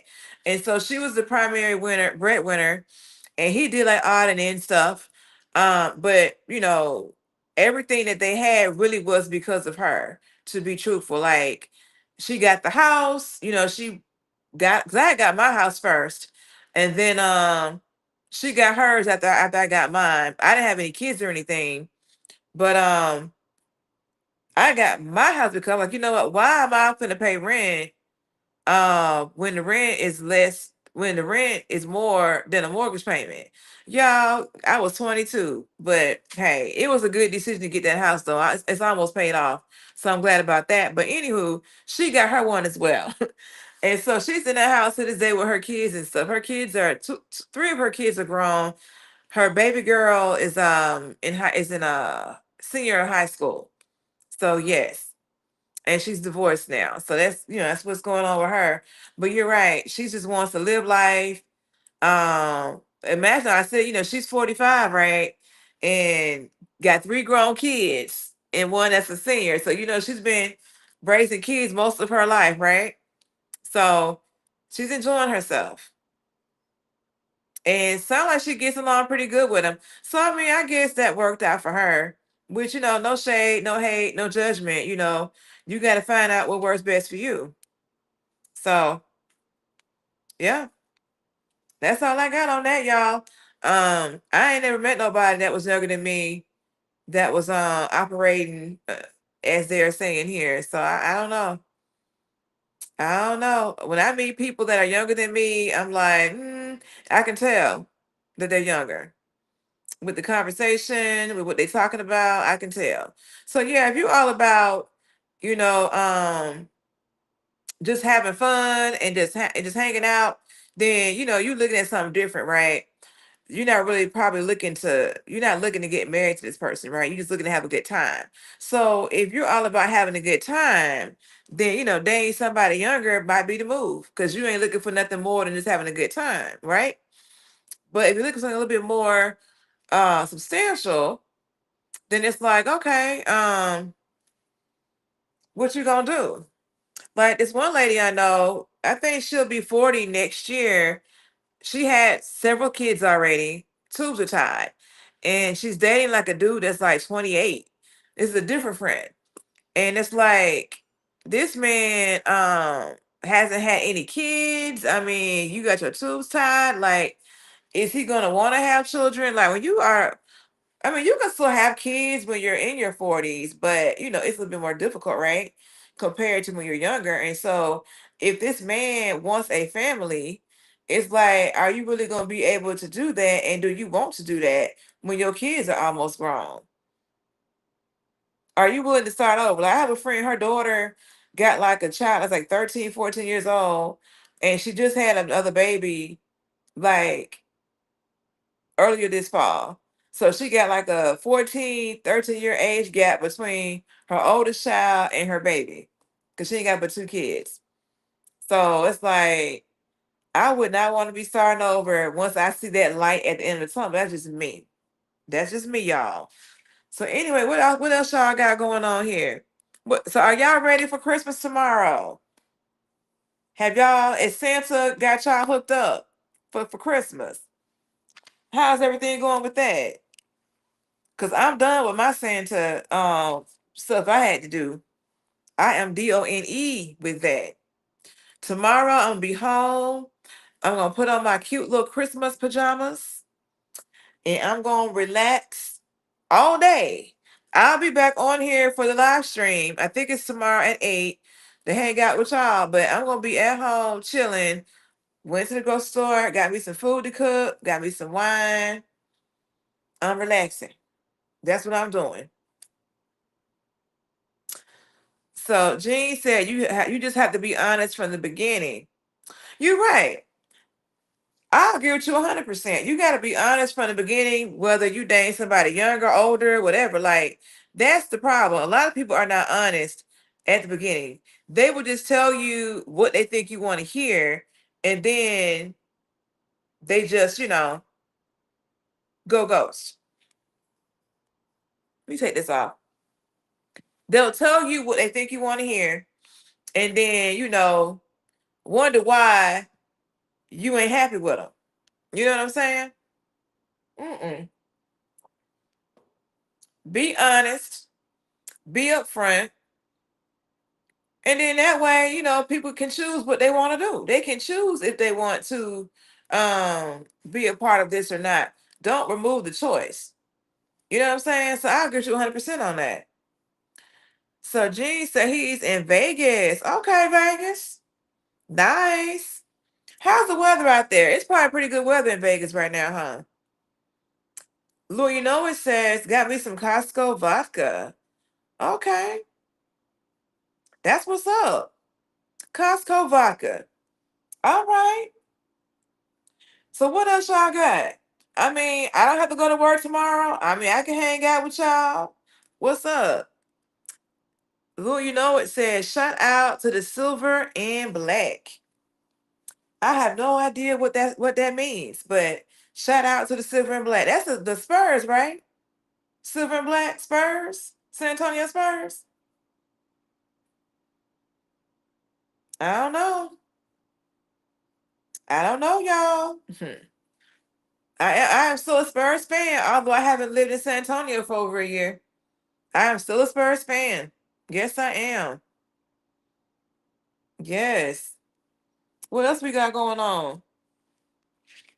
I don't know. Y'all done got quiet on me. So, let's see. He said laugh out loud Raiders, but yes, Spurs too. Laugh out loud. Are the Raiders, is there like a football game going on tonight?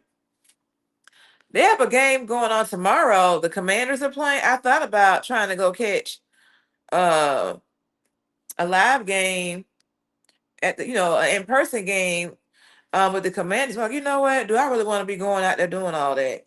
The answer was no, I don't. So I ain't even waste my time trying to get a ticket.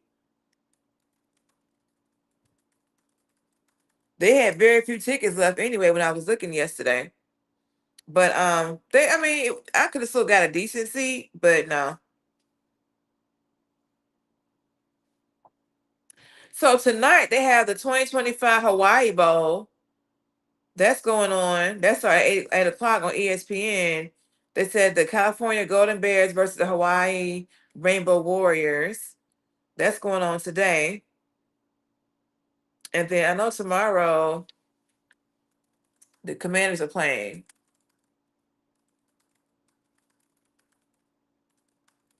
And I'm probably not going to look at the game tomorrow. I don't know what I'm going to do.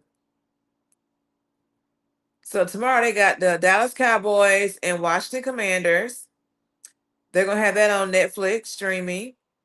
They're going to have the Detroit Lions and the Minnesota Vikings Netflix streaming. And then they're going to have the Denver Broncos and the Kansas City Chiefs Amazon Prime. So that's 1 o'clock, 4:30, 8:15 p.m. Okay, so wait a minute. They got NBA games on tomorrow too. They got the Cleveland Cavaliers, New York Knicks, the San Antonio Spurs, Oklahoma City Thunder, Dallas Mavericks, and the Golden State Warriors, Houston Rockets, and Los Angeles Lakers, Minnesota Timberwolves, and the Denver Nuggets. Interesting. They got all kind of sports going on tomorrow. So for those who like sports, you have a lot to look at.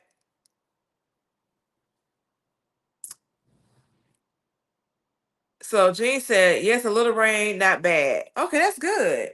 That's good weather. Today the weather wasn't that bad here. I still had my little coat on, but if you were in like the direct sunlight, then it wasn't that bad. It was still kind of warm in the sunlight, but if you got in the shade, it got cold real quick. But it was really pretty outside too. So that was nice. It wasn't all cold and windy and all of that. It was a nice day. I actually went for a walk in the neighborhood this morning, which I only do that when there's nice weather.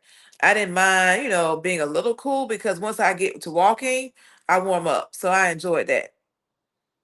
So then we got Lou, you know it, saying Las Vegas Raiders, LOL, and G's in Vegas. Yes, he's in Vegas. Yep. That's what's up. But yeah, y'all. We got we have Sean. We almost say Sean. We got Sean here. Hey, welcome to the live stream. Merry Christmas Eve to you. You have a heavy South Detroit accent. I'm actually from Alabama. I've only been to Detroit one time and I went there. I flew into Detroit, very nice airport. I want to say I went in February of this year. But no, I am from Alabama. I am from the South, but not Detroit. But I want to go back to Michigan because I heard today about, I think is it called Mackinac Island? Have you guys heard of that? Mackinac Island? Where you don't have like you ride around either walking or on horses or something. Somebody was saying that. I need to look into it, but I said I wouldn't mind going to see what that's about. But I gotta do some research on it. But I want to say they called it Mackinac Island. So Lou said, what up, though? What up with what? What we talking about? If you could travel anywhere in the world, where would it be? That's what Sean said. I want to go to the Maldives and I want to go to Mauritius. And of course, I love Italy. So I would always love to go back there anytime. Yep. Anywhere in the world. I mean, I want to go to like Australia also. Um, where else do I want to go? I want to go to Amsterdam. They're saying that Amsterdam is really nice with all the tulips. I want to go see that. I got a lot I want to do. So I really got to be intentional in 2026, like write down where I want to go and start planning some things out is what I got to do. So where do you want to go, Sean? And anybody else, where do you guys want to go in the world? Where would you want to go? We have got to be traveling in 2026. Sean says Mauritius is cool. What's your favorite type of music? I like neo soul. I'm always playing that around here. I use Alexa and I ask for neo soul. And I usually get like a nice little vibe, nice little mix of tunes. I do like, rap, R&B, love all that. But yeah, I would say neo soul will probably be the number one genre. It's pretty safe when I when I'm playing it. I had it playing in here, but I stopped paying attention to my television, and so it just went ahead and cut itself off. So we have all things Key Nicole. Hey girl, hey, welcome to the live stream. Merry Christmas Eve to you all. She says, "Hey, I know this is random, but I know this is random, but did you make any holiday cocktails? I make a holiday lemon drop. It was so good." Girl, I need to get the recipe for that holiday lemon drop because I love lemon drops. Um, I usually go to Bonefish Grill and they have like a blueberry lemon drop. Let me look at the camera instead of looking at this doggone laptop. So I like lemon drops. I usually get a blueberry lemon drop at Bonefish Grill. But I have not made any holiday cocktails. But maybe a couple years ago when I was in San Antonio, They had this glass. It's like a little kit thing. It was in a glass like jar, and it had like the sugars, the different berries and things, and you just had to pour your alcohol into the bottle, and you let it sit for like 5 hours minimum in the refrigerator, and then you pour it out through a strainer, and it would just be so good. And I have not seen those little kits at TJ Maxx or either at Home Goods, but I did that for my holiday drinks a couple years ago. It was so good. But no, they have a winter white cosmopolitan drink at Bonefish. I didn't get it this year when I went the other day. I might still try and stop by and get it for the end of the holiday season. And they make that with Saint Germain. But yes, girl, I'm all about lemon drops. Lou, you know it says, rest in peace, Angie Stone. Yes, rest in peace to her and to D'Angelo. Yes. Yeah.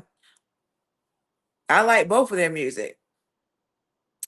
And then we have Sean saying, I like jazz. What's the best Hollywood movie you have ever seen? Well, my favorite movie is I have two. They're neck and neck for me. What's Love Got to Do with It? And Pretty Woman. Those are my two favorite movies. Now I do like Nollywood movies, like over in Nigeria. They make them there. And it's called Lies Men Tell. And when I told you that I would really sit here and they have like a genre on Netflix for like Nollywood or whatever, or African movie, whatever you want to whatever you type in, they have a whole lineup of them. And I love sitting there watching these movies. They have such simplistic storylines, but I still find them entertaining. So yeah, that's what I would say. Favorite Hollywood movies. What's Love Got to Do with It? Pretty Woman. But I like Nollywood movies too. I find those on Netflix. And Lies That Men Tell is no longer on Netflix. They took it off a couple years ago. But I watched it a couple times. And that man made up all type of stories in his head, lying to us about why the car got took. You know what I'm saying? It was too much. I wish I could find it again so I can watch it. But I really did enjoy it. So, Lou, it says, did Bonefish put the winter white on the menu this year? Yes, it's on the menu. I saw it yesterday. No, I saw it on Monday when I went. It's on their special menu that they had for the holidays. They got like special drinks, like three of them, and they have like special like entrees and all that, but they have it back this year. So I gotta go back just to get that drink. I might go back Friday. And it's not on the martini special. They do like $5 martinis on Mondays, but that was not on the list. It's like I think $10.40, which that's not bad for a drink in the DMV because you can spend like $15-20 to get a drink, and it may not be that good. So all things Key says it's a regular lemon drop. I just use simply cranberry juice and added real cranberries. Oh, that sounds good. Maybe I might need to figure out how to get that. I don't have any vodka here, I don't think. I'm a tequila girl. Well, that's the crazy part. I like I like martinis. I like margaritas. I like mojitos, but I don't have any of the alcohol in here to make none of those drinks, to be honest. So I end up buying like wine and stuff here and then adding my frozen fruit. And that's what I drink when I'm at the house here. But maybe I need to explore making cocktails. I used to do that when I was back in Texas, but I haven't done that since I've been here. So Sean says, Pretty Woman is funny. If you could travel back in time and meet any famous people, who would it be and why? Hmm. If I could meet any famous people, who would it be and why? Oh, you're gonna make me think on that one. I don't know. Who would I want to meet if I could travel back in time? Who would I want to meet and why? I gotta think on that. Who would I want to meet and why? I don't know. I don't know. If I could travel back in time. I wouldn't mind meeting Tina Turner. I mean, she had an amazing story, and and she came from nothing, and and she lived life on her terms. She went through a lot with good old Ike.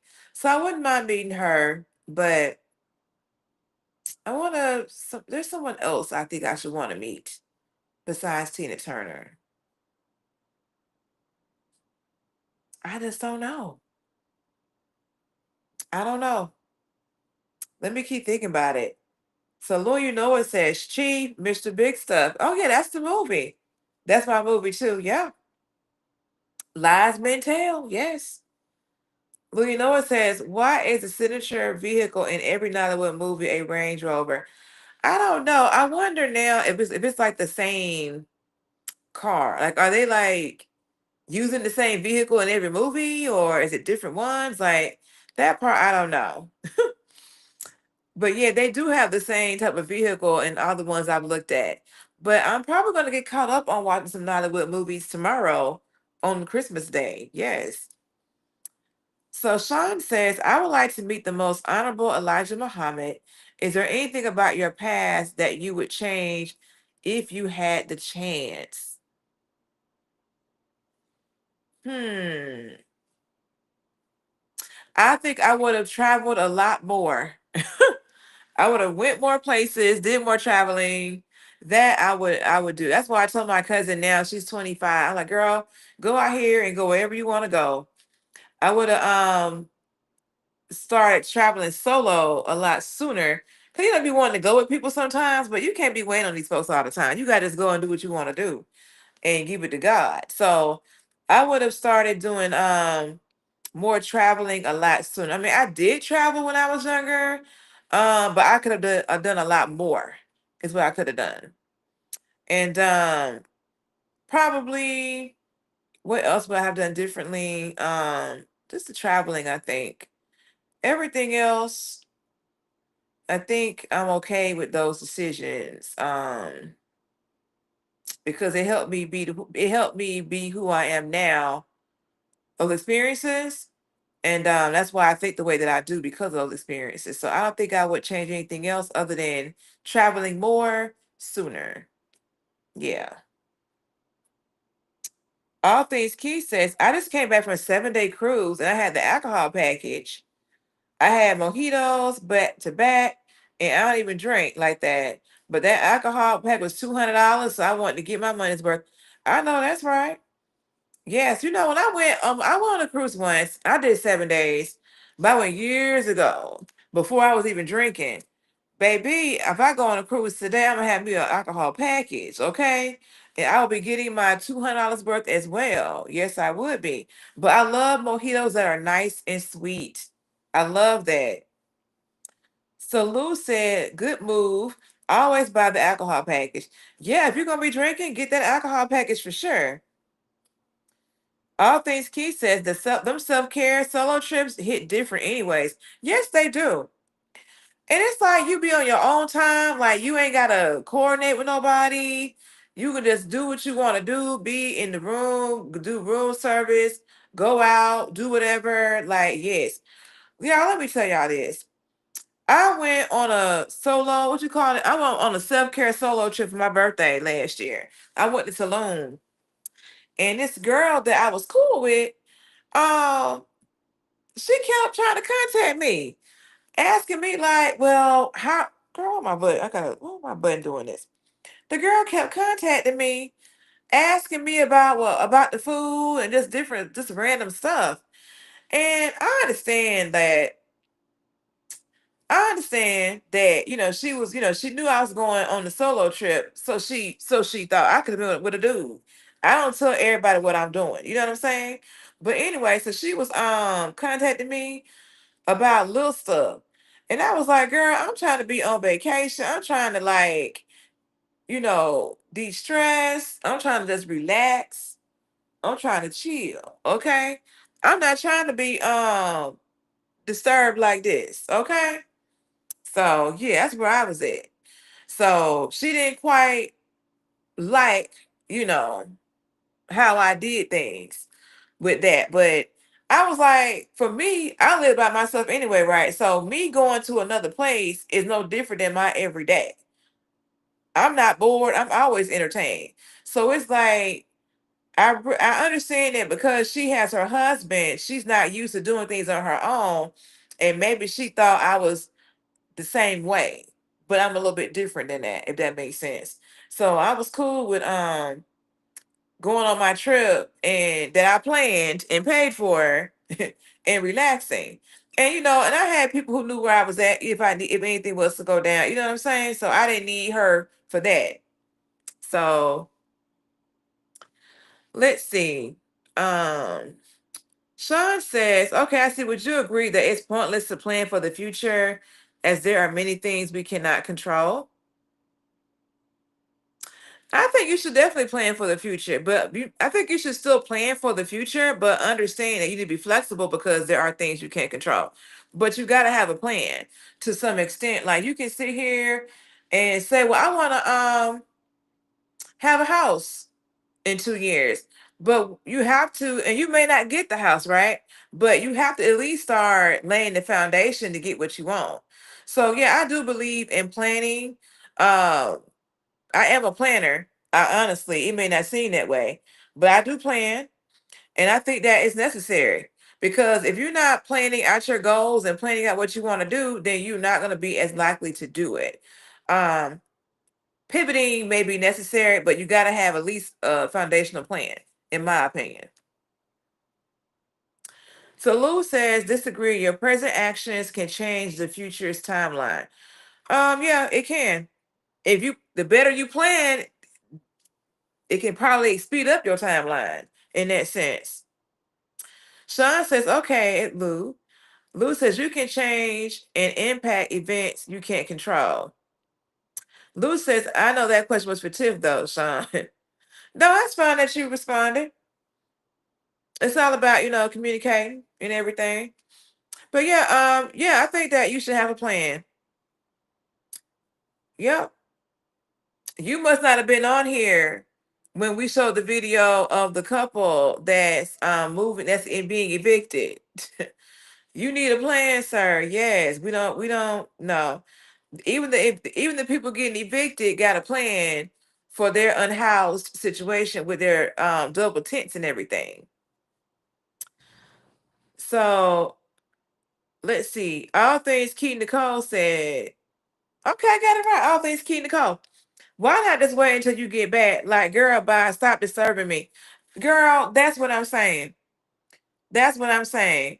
And I don't always have the best delivery. Like when I'm annoyed, it's like my tone is just what the tone is.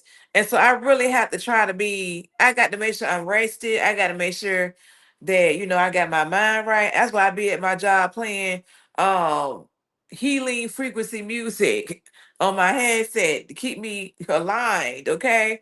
But yeah, I'm like, why is she texting me this talking about how the tacos taste and this and that? Like, I don't know. I think that was her way of trying to check in, but I didn't need her for that. I didn't need her to do that. I didn't. But yes. So I'm with you. Stop disturbing me. That could have waited till I got back. And that's what I told her. Like that, you could have asked me that once I got back home. Like I'm trying to, and then part of when I was there, because I did an underwater photo shoot. I told her about that last week. I didn't post the photos from that. I did this underwater mermaid photo shoot, right? And so I had a driver that I got in contact with through the photographer. And so if I need to go place, I can reach out to him like, hey, I want to go here. Can you pick me up or whatever? He gave me pretty good rates and stuff too. And he took me from the airport and brought me back to the hotel.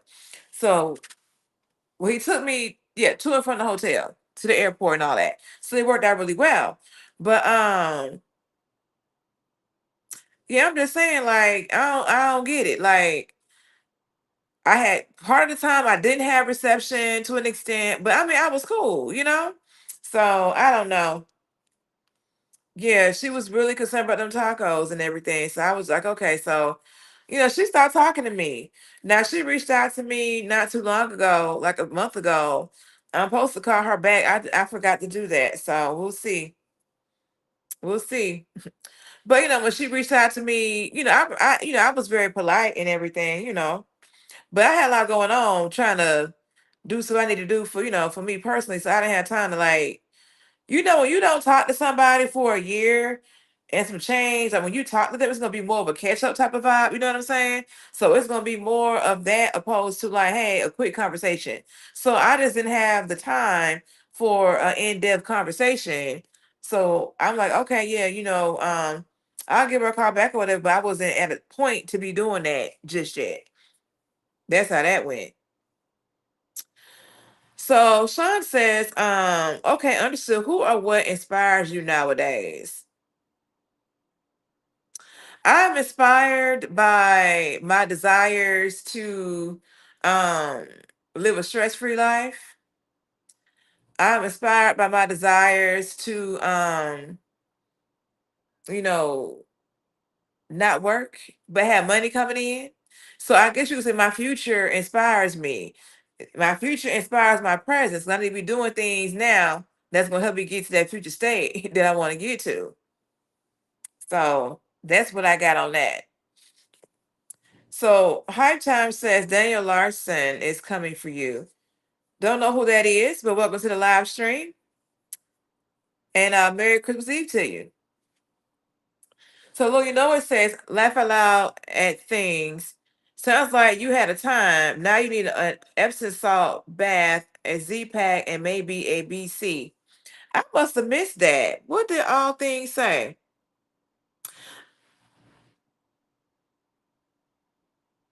Oh, you talking about when she had her drink package? Yeah, she had a good time. I would have had one too. Then she says, "How the taco the now how the tacos taste is crazy." Girl, who you telling? Exactly. Hype Time says he's a Jew. Caprello says I have the time. Okay, Caprello. Caprello's back. But y'all, I am. Let me see. Okay, I got 12% left. I got 12% left on my phone. Child, we're gonna let the live keep going, but I'm gonna have to end it soon because I'm at 12%. So, but yes. But I'm glad you guys decided to show up and hang out with me on this Christmas Eve and everything. Yeah. So what else y'all got? I'll be back tomorrow on Christmas Day at 8 p.m. Eastern Standard Time. So I'm gonna have some more videos. We can still talk, hang, all that good stuff. 'Cause I need to figure out um what we leaving in 2025. What we leaving in 2025. We're gonna leave this unhousedness. We're gonna leave that in 2025. Okay. I gotta write out me a list. What we leaving in 2025. We said negativity last week too. I think we mentioned that. But I'm gonna come up with a list. And also, I put out a post the other day about doing like a live stream, like vision board. So that might be up your alley, Sean. I don't know if you do vision boards. I know you were asking about the importance of like planning for the future, but do you do vision boards? If so, I'm thinking about doing a live stream vision board party or something. Never done one, so I'm thinking about it. Let me see. It could be we do live. I'm doing my vision board and y'all asking me, so that could be that, right? So we'll see how we make this work. I need to order me some supplies because New Year's is gonna be next week. It's almost here, y'all. So yes. So Sean says stress free sounds good. If you could meet yourself at 16 years old, do you think you would be fun to hang out with as a teenager with an older woman? I think so. The girls love me. Yes, I think I'll be cool to hang out with. Yes, I think I would be. I'll be giving all this knowledge that they'll be want to listen to. Yes. Hold on. So all things Key Nicole said, my brother, baby mama. Okay, he passed away in July, and Lord, he should have let somebody here to handle her. Girl, what's going on with the baby mama? Is she like still grieving? I mean, is that what the issue is? Like her grieving and stuff, and or is she just like doing something else?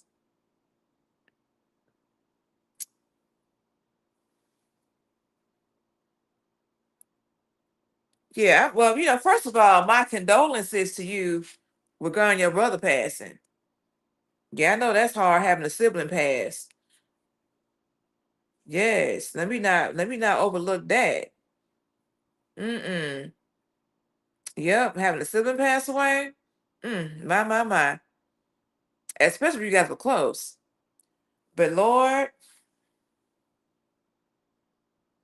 so okay, you're gonna okay, I'm hardly thinking about hosting a vision party here. You should. You should do that. There's this lady, I usually attend this other lady's board party.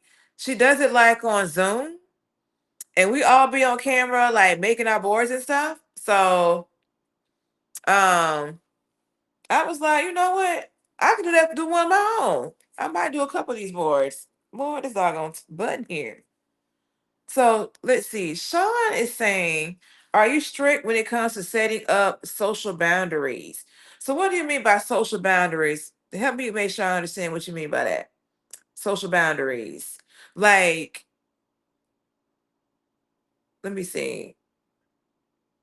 Social boundaries, like what? When it comes to like when I see people when I'm out in person in a social setting, like help me out with that. So all things Key says, I don't know what's wrong with her. I don't know. Maybe she's just still grieving, your brother. People handle grief differently. I was talking to a friend of mine at work yesterday, and his grandmother had passed away earlier this year. And when he went home, they did Thanksgiving in the grandmother's house. And I asked him how was the aunt doing? Because the aunt was the one that took care of the grandmother until she passed. And so the aunt was still living in the house that belonged to the grandmother, although her own house was 20 minutes up the road. And I said, look, you know, she is, grieving her mom still. And that may never go away, right? And so you gotta ease into, trying to make changes in that house because she has left that house the exact same way it was when her mom passed. And I'm kind of like that, I know I would want to leave stuff the exact same way it was, until I was ready to see change. And people get to decide when that change is, for them. So hopefully, maybe she's just still grieving. I don't know, but yeah. So Sean says, like adjusting yourself to uncomfortable situations or environments that you are not familiar with. I can adjust to situations. I mean, I do it all the time at my job, unfortunately. But yeah, I can. But I mean, I'm not gonna be in an unsafe situation. You know what I'm saying? But yeah, I can adjust to environments and situations. But for the most part, ensure I'm in safe environments and things like that, if that makes sense. All things keys or do you believe in manifestation? I do believe in manifestation. That's why I do my vision boards. I feel like if you can see it and you continue to like work towards it, you're gonna get it. I believe in that. Mm-hmm. Yep, I surely do. Let me see something, y'all.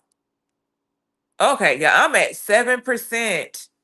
I'm at 7% with the battery. So I do not want this live just to end abruptly, so I'm going to go ahead and end it properly. But I really enjoyed you guys being here today, hanging out with me. I will be back tomorrow, 8 p.m. Eastern Standard Time, okay? If you have not done so, please like, share, comment, and subscribe, okay? Make sure you do all that, all right? So go ahead and leave your questions, okay? And well, hold on, hold on. Let me see something. So Alfredo said, Jada Smith, is that you?